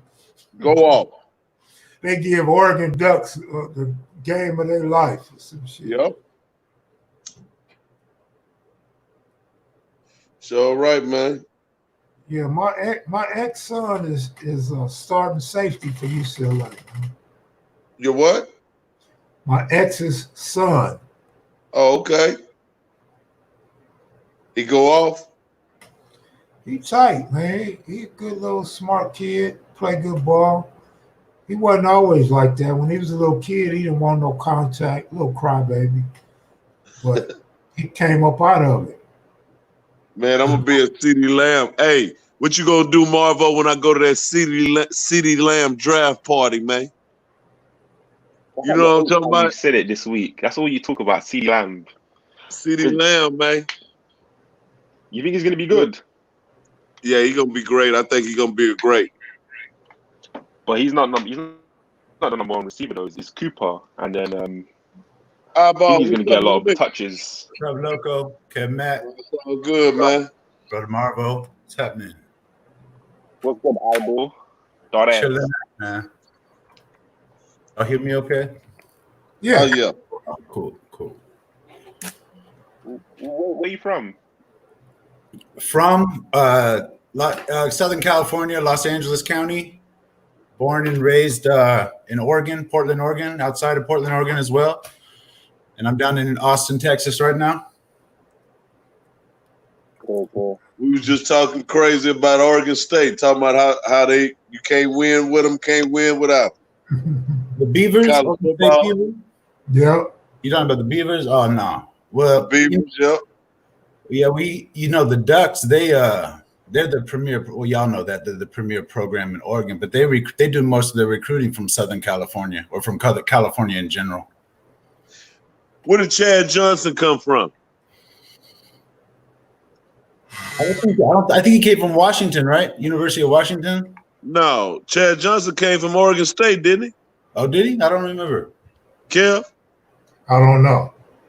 Yeah, I believe Chad Johnson came from Oregon State. That's the year. Well, anyway, if I'm wrong, they had a running back one year, man. It was cold. I think his name was Steven Jackson. Yes. Oregon State. Okay, and that's when they had Steven Jackson. Their running back was over there. That's when they was good. They was decent that year, man. That's when they was fucking your money off, man, because they came out of nowhere and was like showing up. That's where I thought Chad Johnson came from. Oh, okay. I thought he was U of O. I thought he was a Duck. Because that's Keyshawn. That's Keyshawn, little cousin. Oh, is that right? Oh, Chad Johnson. Oh, okay. Mm-hmm. Is that right? Okay. So I knew it was a West Coast school. I thought it was Oregon State though. Yeah, that's when they was decent. After that, they've been trash. Right. Hey, look, Loco, read that. Plus 29, plus 31, plus 34 multiple times and got hit damn near every time. Hell yeah. Hell yeah, Jerome, no doubt. They stay getting 31 points. Yep. They just ain't never had no coach in that neither though. No. Their offense don't move the ball at all. Sometimes the Beavers, they want their powerhouse. That state wants their powerhouse to be the Ducks. Right. Yeah. Well, U of O, Phil Knight, the guy who started Nike, he went there. Yeah. So he bought the whole thing. He sponsored everything before he started donating money to the school. That's when they had the bad jerseys a long time ago. And then everything, they were able to recruit all the best players from California. So yeah. They by far keep the bombers jerseys and shit, how they switch up their jerseys and all that shit. That shit's live. Nike got their back. They sponsor everything. So yeah. But Brother Marvo, can I ask you, are you from Africa, sir? Yes, sir. Right on. What part? Can I ask? Nigeria. Right on. Okay, cool. You been to Africa before? No, but you ever heard of Wole Soyinka, poet? No, what's that? Wole, W-O-L-E. He's an elder. He's a poet from Nigeria. He's got gray afro, maybe. Yeah. Anyway, one of his students, if you saw a picture, you'd probably be like, oh yeah, that guy. But anyway, one of his students was one of my teachers. So in a way, I'm connected to that, you know. Oh, okay. Yeah. Okay, cool. So, but I've never been there, no, sir. No, sir. What country are you from? I'm from Los Angeles, California. That's country. But you know, I mean, you could call it the United States of America, but I mean that's debatable, right? Because I mean that's a legal term, an economic kind of category, but the land belongs to the people, you know, that have been here. So anyway, that's my cute way of saying, you know, I'm just from the West Coast. I'm from this country. My people go back to this land, to indigenous people, Mexican people, and also I got European blood from my mom's side. Okay, cool. Yeah. Cool stuff. Loco. Yeah. I know you gamble a lot. Well, what's the most you've ever won? 42,000, I want to say 42. 42K. At one time. 42. But like on that whole week, I was real hot. So I hit for 42, and then I hit for another 35 that weekend. So like, you know, probably like 70 something on a week. You know what I'm saying? What about you, Kev? On random days, huh? 182 or 183,000, something like that. Then I won 112 a couple times. Damn, but that's crazy, man. It sounds good. It sounds fun, but I lost a lot of money a lot of times. You know, so you still gamble? I gamble, but not like I used to. For one, money ain't like it was, and I'm not young like I was, and I don't gamble on everything like I used to. I just stick to sports now. Cool. Yeah, everything's so screwed up now, man. You can't do nothing but have you keep you some money now. Save you some money. Put something up, because ain't nothing happening in the gambling field for a long time to come, man. Not the way we do it and the way we used to have, and all them different options open to you that you can just go. I can go bet on college football. I can bet on a little baseball, put me a parlay together. All that shit there is dead for a whole minute, man. So, yeah, that's true. Yeah, so I ain't tripping on it, man. Needed a break, you know, probably in hindsight, you know. But I've definitely won way more than I ever lost. You know, I'm in the green, hundreds and hundreds of thousands in the green over a 10-year span. Damn. I wish I could say that, bro. Well, you know how wild you was, man. I wasn't nothing like that, man. You know, I used to hear stories about you before I met you. They say, man, this nigga here come win 883,000. Wow. And tomorrow we'll have nothing. Nothing. But you know what? When I won that, they say you were winning on the sports and go right around into that crap table, or was it the crap table to the sports? No, I would win on sports and lose on the crap table, but the crap table is where I won over 100,000 a couple times. Yeah. But see, the crap table was real addicting for me, man. And I was dropping big money because it's fast money. Win or lose, you know, it's fast. So I used to like that. But sports was always more predictable than a pair of dice. Of course. Mm-hmm. Yeah, them dice to turn on you, man. That's one thing about them sports. If everybody healthy and shit like that, and everything do what it's supposed to do, you're gonna be happy as hell at the end of the night. I know what I was gonna say though, Loco. See, they ain't gonna tell you when I won that 112. I put it up.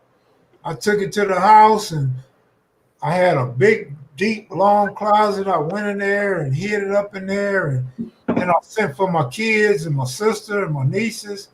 Had all the family come spend a weekend in my house. So, you know, we enjoyed it, man. And then I fucked it up. Right. You said then you fucked it off? Yeah, but, you know, at least I had fun, you know what I'm saying? Because that's what it's all about with me. Now I wish I would have been buying property, but... Like a motherfucker, man, bro. And Loco, Kev, when you hit a big lick like that at the crap table, is it because of the betting that you're doing, or is it just you get lucky, you get a hot hand? or both? It just if the dice is hot, or if you betting against them, if the dice ain't hot, and say for instance you just on the no pass line all night, right? And no pass line come through, you banging. If you shooting the motherfuckers and you hot, you can stay on there for 20, 30 minutes at least at a time, or a little, stay on the dice. I'm doing an hour. Yeah, like an hour, and bet on them hard numbers and shit like that. That's where the money come in.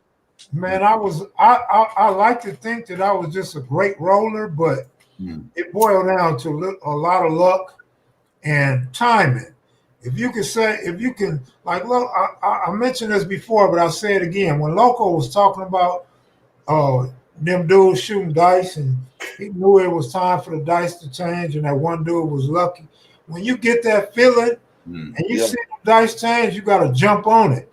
And now if you catch a run, like Loco said, 30 minutes to an hour, and you aggressive, oh, man, you're going to have 50, 60,000 in no time at all. For real. And then when you up that big, now you got options of betting 10,000 a row or 5,000 a row. You're not going to bet 5,000 a row or 10,000 a row if that's all you got. But if you up 50 or 60,000 and everything's going your way, you can drop 10,000 and don't worry about it if you lose. Right. But when it get good, it's good, man. When it's your time and it's meant for you, bro, that's the best way to describe it. You know what I'm saying? And then you start getting comfortable. You start realizing and understanding the game. Like he said, I can be standing up beside that table, and I know that them dice is finna say 3-3. I better come out with my motherfucking money and hurry up and throw it on that table. Give me a hard 6. And sure enough, them goddamn dice jump up out of there. I say, oh! See? Yeah. That's the shit. That's the Vegas shit, man. I love it, baby. Yeah. Hard 10, hard 8s, hard 4s. You know what I'm saying? I mean, you can do so much, bro, and hit them, like you say, hit them good and quick. Let me tell you one of the biggest myths for me. I can't speak for Loco or nobody else, but the biggest myth to me is that when you win, you got to worry about who's gonna rob you. Okay. I never had that problem, so I can't agree with that. Never. And then people say dumb things like, "Oh, the mafia is not gonna let you leave a casino with 100 racks," or security guards are gonna set you up when you get to the car. All that's false. And one thing I never heard nobody talk about, but I'm a witness to it. Security will actually walk you to the car if you want. Yeah, they'll walk you out. They asked me before in Hooters, and I told them no because I had my thing with me. But you know what I'm saying? That's the mentality. Whenever I would win, or if I knew I was going to probably win, and I go up there before the game get through, you have to wait till the final score and all that, go cash out. I always be strapped myself. But like he said, not one time did somebody say, hey, or try to walk around and stalk me or nothing. Because a lot of them guys see you win and they already figure, man, this motherfucker probably got something. You know what I'm saying? He ain't just coming in here grabbing his bread and he ain't got no protection or somebody somewhere. So they gonna be kind of leery of doing that unless they just been tailing you and just got a death wish. Then that's a whole different thing. You can't do nothing about that. That'd be an isolated incident though. Another thing too, when you cash out large amounts of money, you got an option of getting a check. You don't have to. Yeah, I was gonna say that. Yeah. But I was on the run. I was on the run for all them years. Yeah. So it wasn't no checks. I need mine now. Give me my motherfucking check. I'm just saying you got an option. And even if you are on the run, you can still cash a check somewhere. Shit. You got ain't no big deal. But I never had that problem. And now my guy says he's referring to the streets. Well, all the dudes I gambled with was, well, not all, but the majority was childhood friends. So, your childhood friend's not going to rob you. You go right to his mama house and wait on him to come home and you get your money right back. You know what I'm saying? So, wasn't nobody that stupid or that dangerous, but of all the years of me gambling in the street, I can only remember 2 people ever getting robbed. One was a square and one was a solid homeboy. But he didn't get robbed in the neighborhood. He went outside the neighborhood with a bunch of money. He had like 30,000 in his pocket. So we don't know if they followed him there or somebody got lucky and robbed him, because he was in Hoover Hood when he got robbed. So it could have been some Hoovers, it could have been some randoms, or somebody could have followed him. We don't know. But other than that, ain't nobody never got robbed. Not no homie never got robbed in no dice game. But, and then like I mentioned to you guys last week, back then it would be like 15 of us in a circle, and everybody had big guns. So if you're gonna rock, like Loco said, if you got a death wish, then okay, make your move. But then now you're gonna kill a homie that you know got a gun for some money. That don't make sense. And we coming right back the next day to gamble again. All you gotta do is go get some money and come back tomorrow. It might be your day. We never had that problem in the projects. I come up with the old traditional, you know, and we'd always invite other guys in and shit like that. Those were who we was going after. So I'd always tell the homies, don't be fading me. You know what I'm saying? And of course, sometimes they'd have to fade you. But no matter what, at the end of the night, whoever won the big money, we finna break off the homies. Look out, cuz, what you lose? What you lose? I'm gonna make sure my niggas get right. You know what I'm saying? That's just how we always did it in our neighborhood. You know what I mean? And we never let no outsiders that was shady come in. You ain't finna come in with all that. You're gonna be happy to be there. You know, it was more so that than somebody trying to come in and take an opportunity to rob us. They were just happy to be able to come to the hood. You know what I'm saying? And be able to shoot some dice with them. Right. They pretty much knew they was gonna lose because we're gonna click on them every time. We're gonna win. You know, big money take little money, all that shit. Hey, Kevin and same Loco. thing in Vegas. And that's when I really took the real chances. I was going over into neighborhoods that I wasn't accustomed to and I hadn't lived in, but it was just, you know, my street instincts got me through all them different things, and nobody tried nothing on me. And I used to go over there with big racks. You know what I'm saying? Me and another dude, Kev, know him, Dave. We was talking about Dave the other day. Yeah, I know Dave. Yeah, me and Dave used to go over there, man, and light it up, you know. So it wouldn't be nothing to have 50 or 60,000 in a dice game over there in Bonanza Village on a Monday. Hey, you know what I'm saying? On a Thursday. You know what I'm saying? Dave is way up now. Yeah, I heard the homie did his thing and shit. This dude we talking about, man, is he's a superstar with the gambling, man. He's something else, man. He really cashed in. He got the game. Yeah, he's gambling like 180, 200,000 now. Not all on one bet, but he'll make like a $45,000 bet, another $45,000 bet, a $60,000, and a $30,000 bet. Yep. He keep two hoes with him. He be cashing them off. I'm like, look at this fool, man. He having everybody in there working. Nigga look like Cat Williams, little, you know, but gonna be in a Maserati, be in a big Benz. But let me ask you a question. Let me ask you a question, Loco. Do you remember when he would like if you win, he might say, "Can I get a couple hundred?" Or he might win and he might pass a couple people a couple hundred. You ever seen? I ain't never checked. I ain't never seen it. Okay, well, now he winning so big or betting so big. When he pick up his money, now he might slide you 800. Slide this dude 700. This dude 600, and then he out the door. That's how big he's gambling now. Wow. Yeah, Dave a motherfucker, man. He mastered it. He figured it out there, man. To be from that city like he is, and all them billions and shit, that boy figured out how to go get some of that shit. I give him that. He never was a dull moment with that guy, man. Every time I fuck with him, he used to always ask me when we go over in his neighborhood, because it was 6 O's. It was the homies, you know what I'm saying? And he used to be like, say, Loco, you got your gun with you? I'm from Texas, nigga. We in your hometown, nigga. I said, yeah, homie, I got the gun. I got my gun, my nigga. We good. Nigga, these my homeboys if they decide to rob your motherfucking ass. So he's still out there then, making big money. Dave doing his thing. Yeah, bro. Super rich. I went to Dave's condo with him one time, right? He had a couple hoes up in there and shit. And we chilling, and I'd asked to borrow some money. He like, yeah, Kev, how much you want?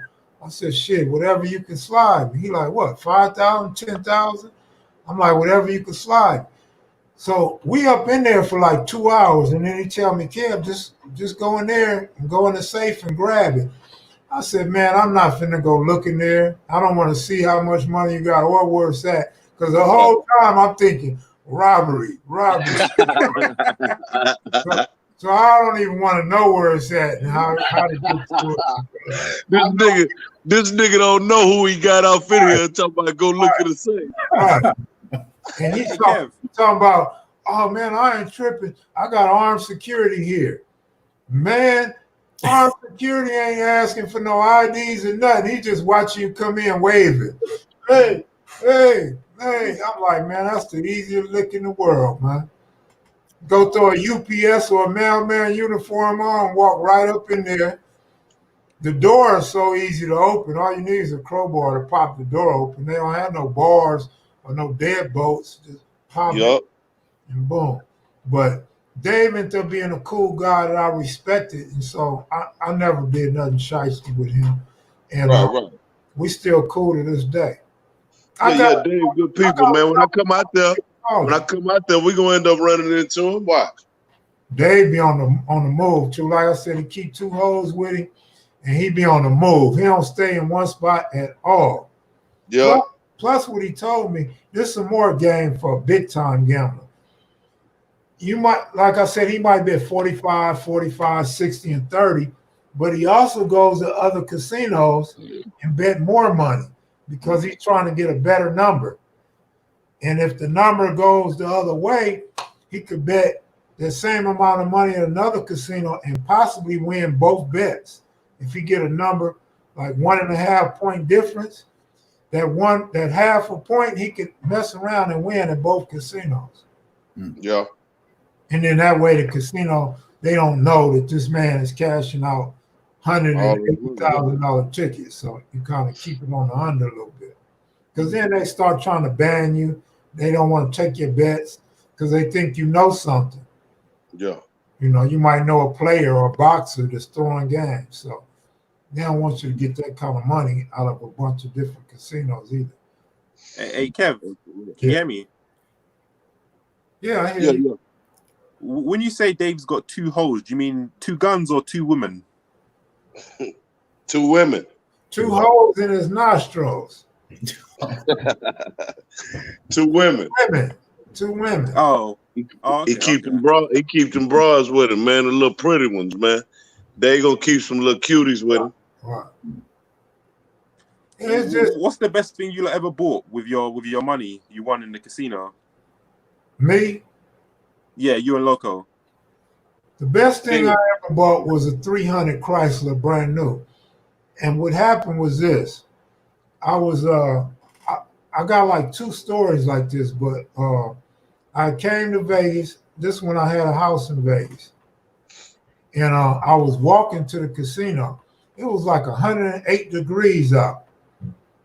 I'm not from the desert, man. I don't know that the heat and walking is going to tear the bottom of my feet up with blisters. So I'm walking to the casino, and when I get halfway there, my feet are hurting. And I stopped and rested, and I told myself, this will be my last time ever walking to a casino. Got to the casino, and I took my time, and I picked 7 teams. I don't remember how much I dropped, but I dropped, I don't know, maybe 1,000 or 50, I don't know. But I ended up winning 30-something thousand. And so I left. This is one of them days where I leave. And I just went, jumped on the airplane, went back to LA and bought a Chrysler 300. Yeah. Nice. And then the most craziest part about that is, as soon as I bought the car, because I only put $9,900 down because $10,000 they wanted, to report me and everything. So I made a deal with them that I would just give them the $9,900, come back and give them another $9,000, come back and give them another $9,000. So I did that. But the craziest part is I give them the $9,900 and I come back to Vegas and gamble again. And I hit for like another $32,000. Oh, for real? Go back and finish paying off the car, I still got over 30,000. That's right. Oh, nice. Yes. For me, it was my films, man. I paid my producer, man. I spent a lot of money, man, making documentary films, brother, and having them professionally done, man. I flew guys all across the country. We had a team, so it wasn't just me or just me and a producer. We had a team. You know what I'm saying? And I was able to. I mean, you talking from hotels to food to the finest to live in. Everywhere we went, man, everything was trap star shit. You know what I'm saying? And it was on. You know, so yeah, So that's what I did with my money, man. I always put it back off into something like that because I wanted to recoup my money back later on. Right. Yeah. Are you and Kev related? How do you know each other? Met in the casino, man, gambling. Oh, okay, cool. Yeah. Look, I was peeping out one of your outtakes or a clip of one of your documentaries on YouTube the other day, man. I was feeling that, man. You were breaking. It was like you narrating some piece of the project or what you were doing, and I was feeling it, man. It was real good, man. Thank you, bro. Thank you, man. Thank you. You know, that's my passion. This is what we're doing right now. Of course, you know. It's why I just got my passion. I love knowing about another person's story, bro. There's just some dynamic about that. You know what I'm saying? For sure. And I got up into that in prison reading, you know, biographies. You know what I'm saying? True stories and things, man, and stuff about people. And I was able to really just sit back, man, and really I was like, man, I'm reading all this stuff. I know I got a dynamic story, and there's other guys that want to tell their story. And I kept festering with me, staying with me. And by 2009, I met my producer, man, and the rest was history, man. We had a nice little run. And then it seemed like as soon as our run ended, Kev Mac picked up and went on and did his thing. So God is good, man, in this whole realm. I mean, to see like-minded people. Because dude from his background, a guy from my background, and this is what we have a passion to do, is to tell stories and to make it come to reality. Real true stories. You know what I'm saying? Yeah.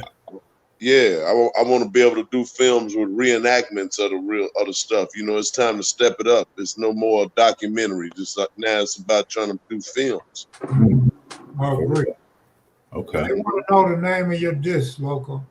Your DVDs. Loke's Gone Wild, man. If you look it up, you can watch the trailers on YouTube. Loke's Gone Wild, Block Commandments, Loke's Gone Wild, The Truth About Vegas, and Loke's Gone Wild, Life of a Gangster.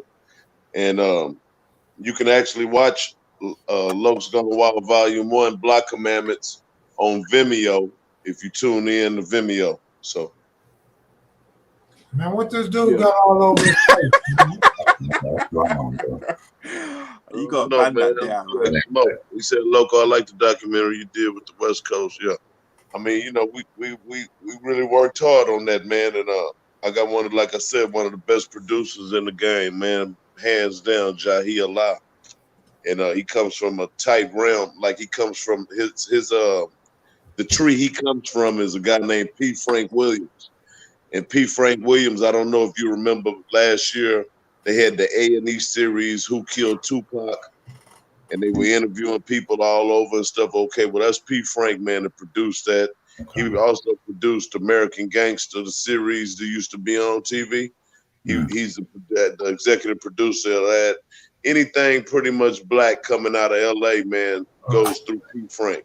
Okay. And that's the tree that my producer comes from. So, man, I was blessed to meet this guy. And like I say, man, that was a drop in the bucket of, you know, that was old stuff, but we got some ideas and some things we're working on now, man, to go ahead and make a real splash in the game. And of course, Kev, you know what I'm saying? We've been kicking around and pondering a whole lot of things, man, to get off into.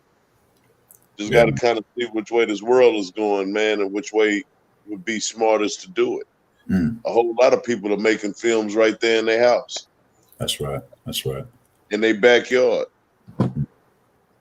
You know, it don't stop. You know what I'm saying? It really don't stop, because you got to look at the fact that how stagnated Hollywood is right now.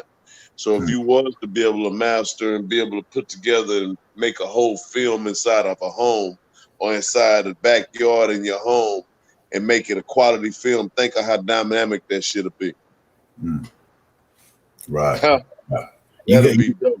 Y'all, can I ask, like, I ain't trying to get all in your business, but y'all are like collaborating, you have an idea for a film you're thinking about, or two separate films? Kev got his own ideas.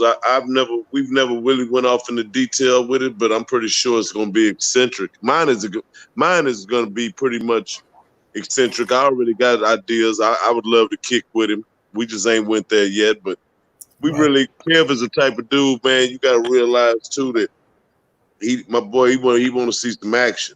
If we go to talking and start getting it, you know what I'm saying? He ain't gonna be premature with it. He gonna wait till he gets something, get the crack. And me, I'm gonna be premature with it. That's why we complement each other so well. We total opposites, you know. We total opposites, but not in the as far as the preference and the styles of and what we want to get on that big screen. I think we're a whole lot the same. You know. The dude got a good brain, man. Like I say, you take all the people that's willing to give Kev interviews and to be involved with kevmacvideos, all the OGs.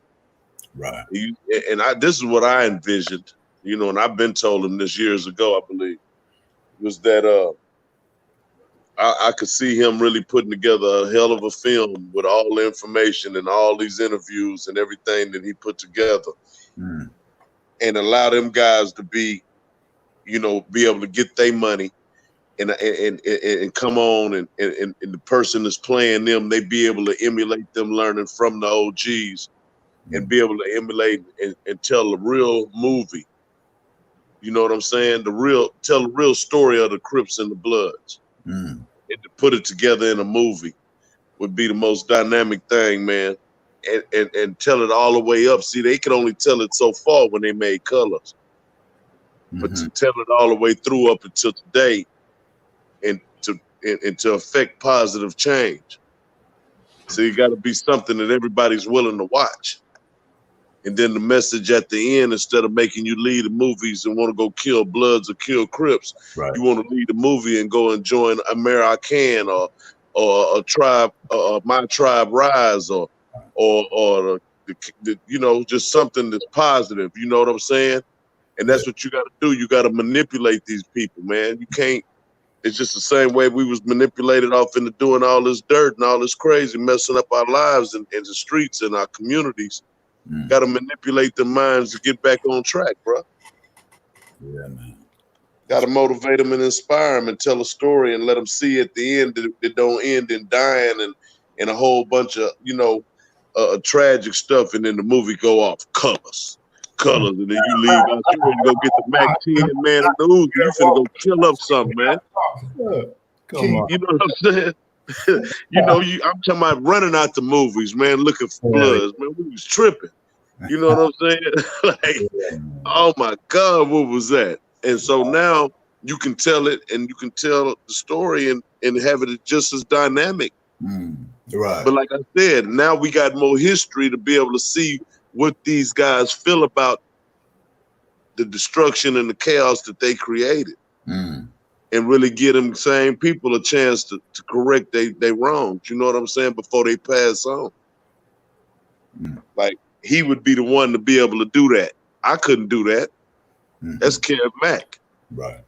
You know what I'm saying? He'd have help from all sorts of what do you call it? He'd have all kind of resources, but that's not the problem. It would take him. He's the man. He's the one that they respect and they trust.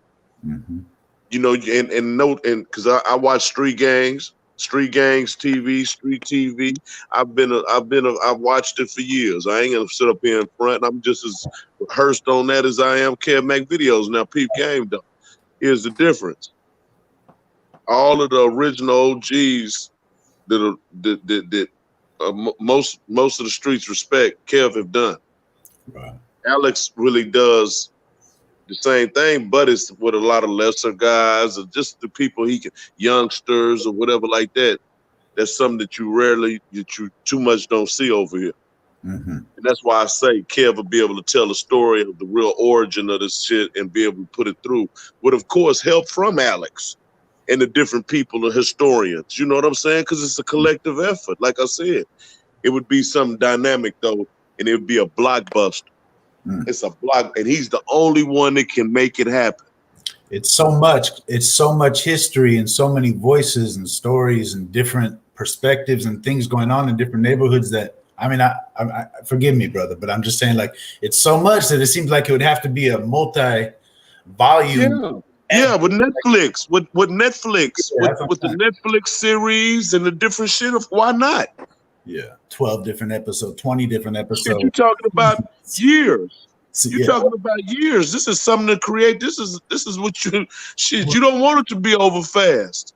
You know what I'm saying? Well, you're talking about a Netflix series that lasts for years because this thing didn't happen fast. This thing takes years to develop the story. You got to realize, though, if you get a Netflix deal or any ongoing saga, they might cancel after 1 year. And so it's all done. Why would they cancel when it be the #1 thing on TV? If it's the #1 thing on TV. When it's the #1 on TV, it's going to be #1. Ain't no guarantee of that, though. It all depends on the writers. It all depends on how interesting and how juicy you have it. Man. Right. It's going to hit. I get that. But, you know, you can't really tell the story in 6 hours because there's so much. Like we said, so many different perspectives and so many different pillars that started this and how it all came together, the different eras. You probably would have to do era by era. You know, that'd probably be the best way. Kevin, let me ask you a question. Did you know how long the Breaking Bad series was on Netflix? How many years? No, I don't know. But let me stop you, Marco, because I don't watch Netflix like you guys. So there's no doubt in my mind, you know what you're talking about, and you have your opinion for a reason. Keep in mind, I was on the conference call with these folks because we're doing a movie now. Their biggest concern was they didn't want more than 1 season. Oh, see, well, so you never said that. Yeah, in 1 season, they're saying 6 series. So you're talking an hour, you would think, but they don't want a whole hour. They want less than an hour. I think they want like 46 minutes or some shit like that. Yeah, that's the average time for a Netflix special. Right. So they already is fighting not to have season 2 already. Like they're doing everything in their power not to have a season 2. They don't know if it's going to be successful or unsuccessful. Right. These are the things behind the scene that we don't really know about. Only people that have been in that industry and have been through it or sat in meetings know about this type of stuff. Right. So we, you know, like I said, we already had a couple conference calls. We got another one coming up soon because we're getting more serious now. The script the rough draft should be finished by this time. So I should be going over it and making changes pretty soon. So and basically, what is it about? Everything you just said, the origin of Crips and Bloods. But here go the second obstacle, which may not be hard to get over, but the way it's supposed to be written, we're trying to show 2 characters, a Damu and a Crip, a Blood and a Crip, and trying to show, you know, the Blood story, the Crip story, and then as it merged. Well, they said that ain't really a good way to do a movie. So they already, in their mind, they want it to be all together at once or just completely separate. A Crip series and then a Blood series. But once again, they not guaranteed if we have a Crip series that the Blood series will ever be aired or picked up. So it's not that simple. You know what I mean?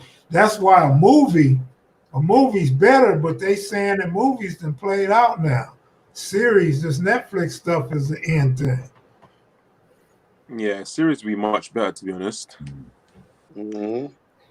I might even argue that the videos that you do now are the best format. I mean, it's more professional. Yeah. I agree. If it was done more professional, I absolutely agree with you. To me, that's the best way, really. If you got a real sound crew, real stage, real scenery, lights at night, and all that stuff, I think that would be the best way to go. I don't think there's no way to top that. That would be the documentary any day, where you have an ongoing series of interviews. There's not just in one spot where you can see a little bit of action or see what the community looks like. Yeah. Plus, you have full creative control of that, because with Netflix, sooner or later they're gonna kind of take over. And see, that's the thing too. With Netflix and them, they don't care about none of that. They just want you to make it, and they buy it. That's all they want to do. I don't know if that's a good thing or a bad thing, because some people like Ice-T, I learned from Ice-T, you get that bigger budget from them. You don't use your own money, you use their money. You get that budget, but you pocketing a lot of the money. You're not even spending all the money. So it actually takes away a little bit from the production side. But sometimes they spend more money than they should, because they're going to make a lot of money off of it. You're right. We know the people that believe in you. You got to understand, man. Sometimes, bro, homie, which I know nigga, we got an intuition too. I know that shit'll blow. So if that be the thing that give the catalyst for giving season 2, it'll be a season 2, because I know y'all gonna do the shit how it go, man. That shit'll blow. It's depending who you're dealing with and all that stuff. Now what I'm trying to do something on me right now. We writing the script right now on me. Just when I was driving the bus and going to gamble and getting pulled over by the police all the time, that type of stuff.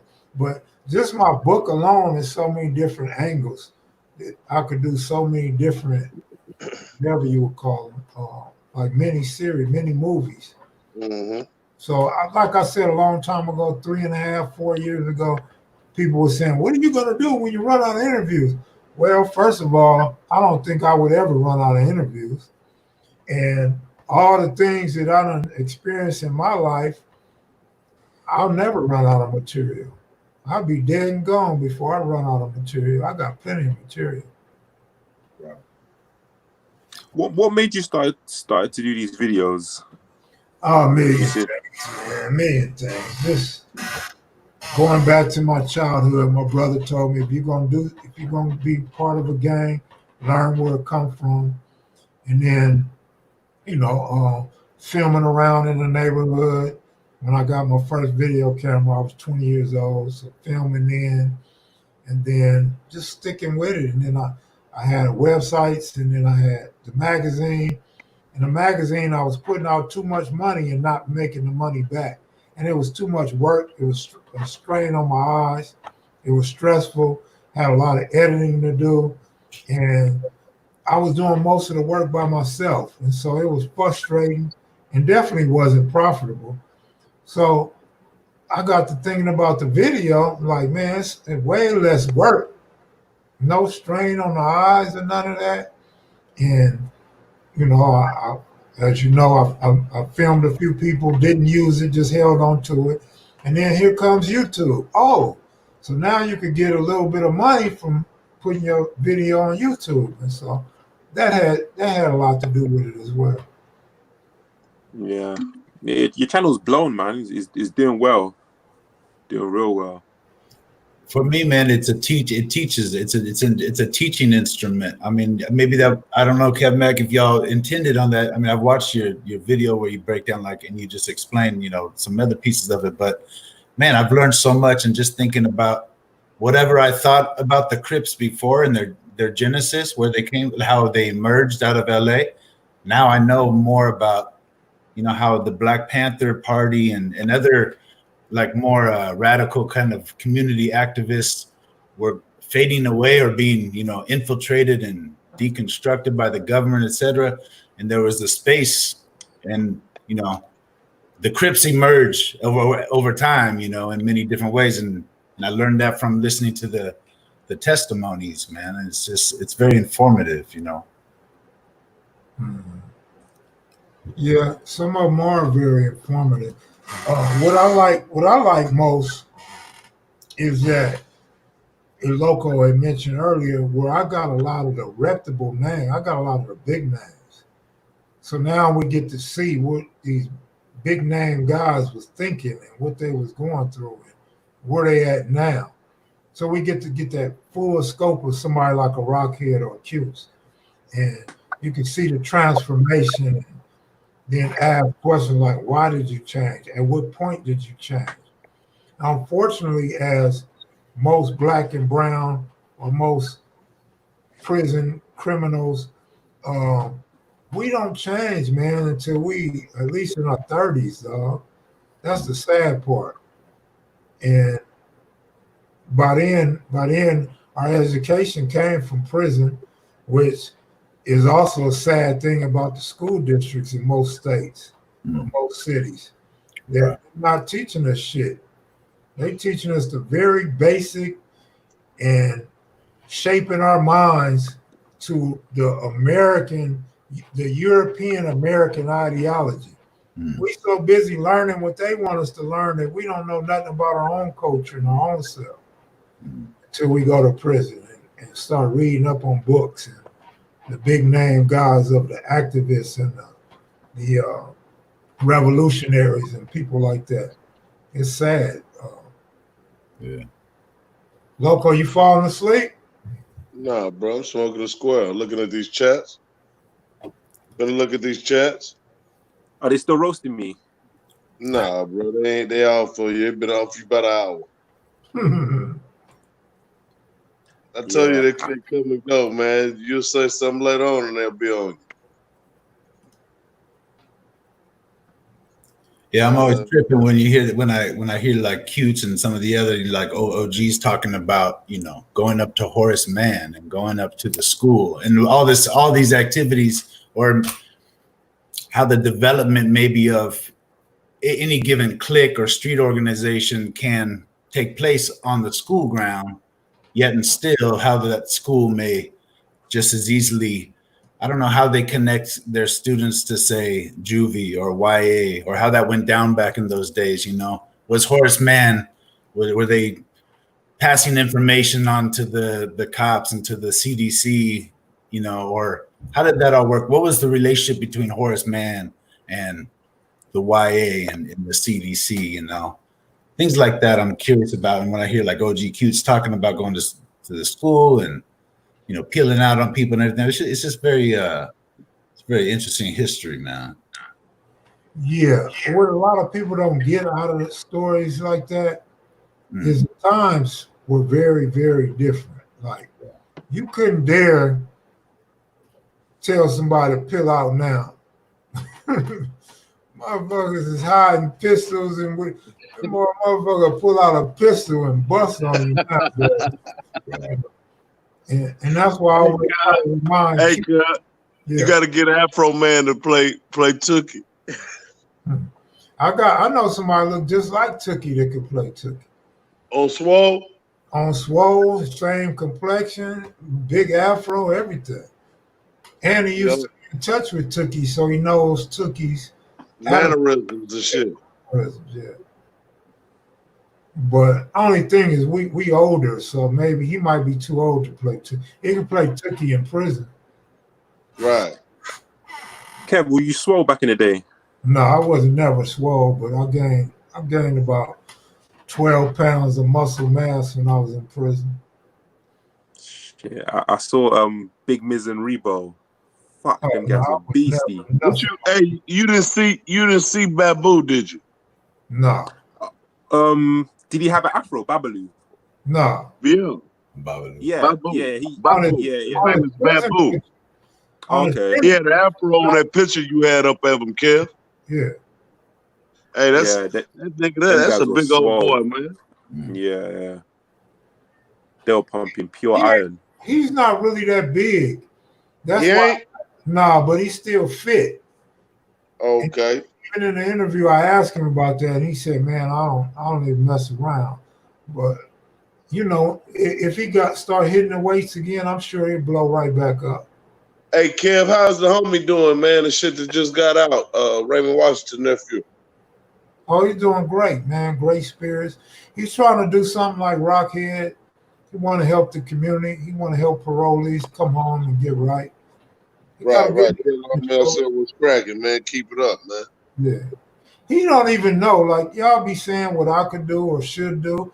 He don't even know what position he's in. You Raymond Watson's nephew. He gonna have. I know you gonna have him involved, though, helping you out, huh? You Raymond's first nephew, man. That's big. You know, his mother's your grandmother. His brothers is your uncles. This is blood. You know what I mean? He's in touch with the whole family, in good standing with the whole family. And I'm sure Raymond's friends that are still alive would embrace him like they embrace Raymond's daughter. So, but then Raymond's son is still alive. They could do something together. You know what I mean? Raymond's son, Raymond Jr., is still alive. I don't know what he's doing that he's not in the spotlight, but he's alive, and I'm sure he can put down a lot that we don't know about. Right. He's out there in LA? I don't think he's in LA, but he's from LA. I think when he got out of prison, he left LA. What's LA like these days? Say that again?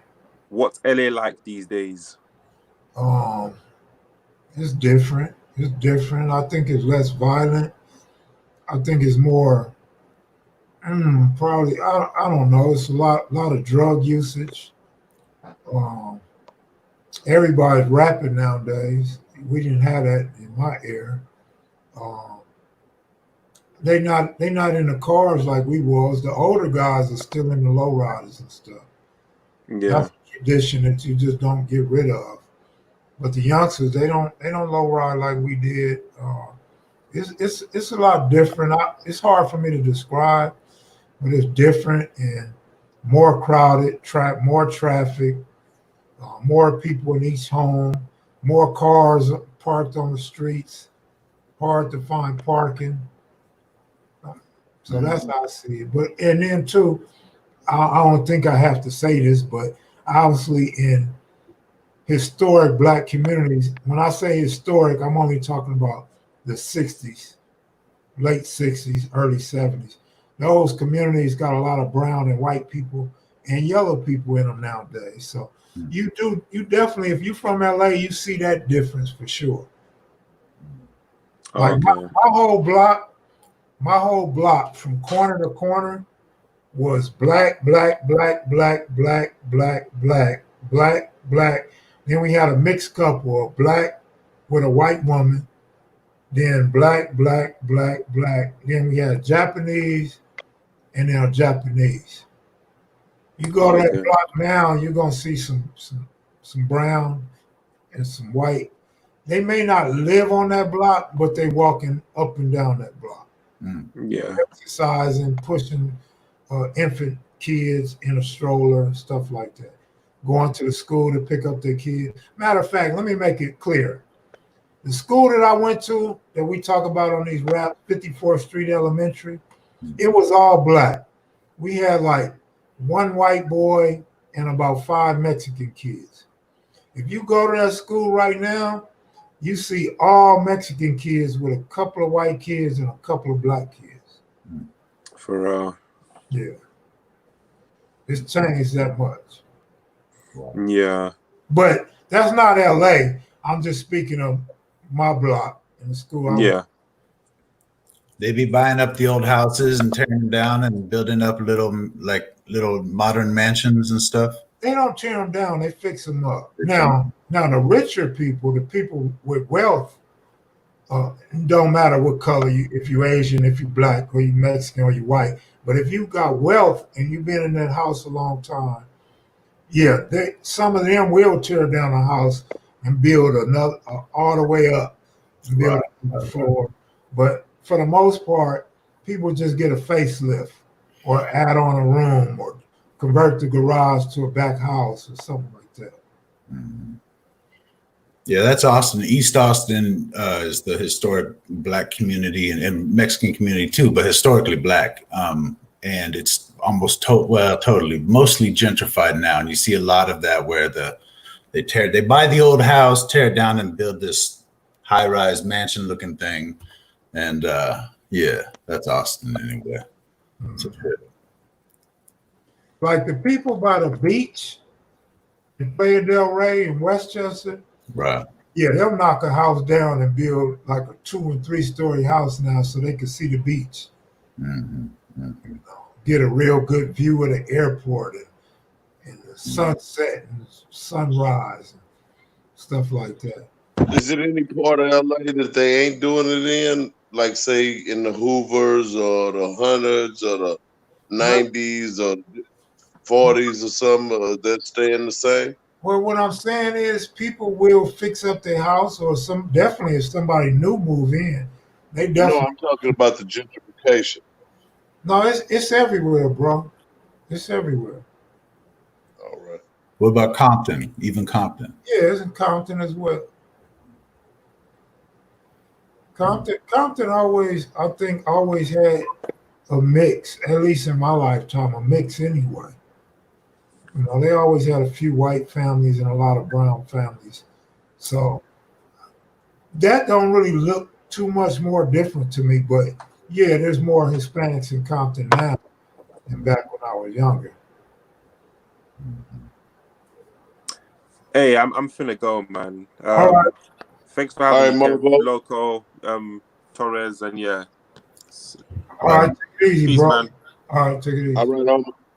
Yeah, Kev Mac, thanks, man. Loco, peace, y'all. All right, man. Good seeing you, bro. All right, y'all stay up. You're always welcome, man. I'm gonna get up out of here myself. Thanks. All right, Kev, man. Tomorrow, homie. All right, I'll see y'all Friday. I'm if you order your disc and they arrive early, I'll send them tomorrow. If not, I'll send them probably Monday. So good looking out. I see a few people purchase them. So good looking out, you guys. I appreciate it. Ain't no vacation in the hundreds.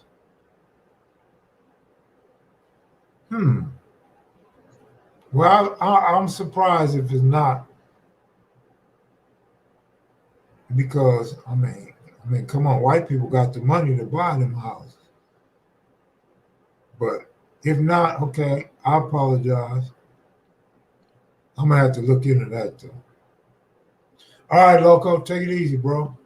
All right, All right, Mac, here's the Maniacs. I'm out of here. Y'all take it easy. I'll see y'all tomorrow.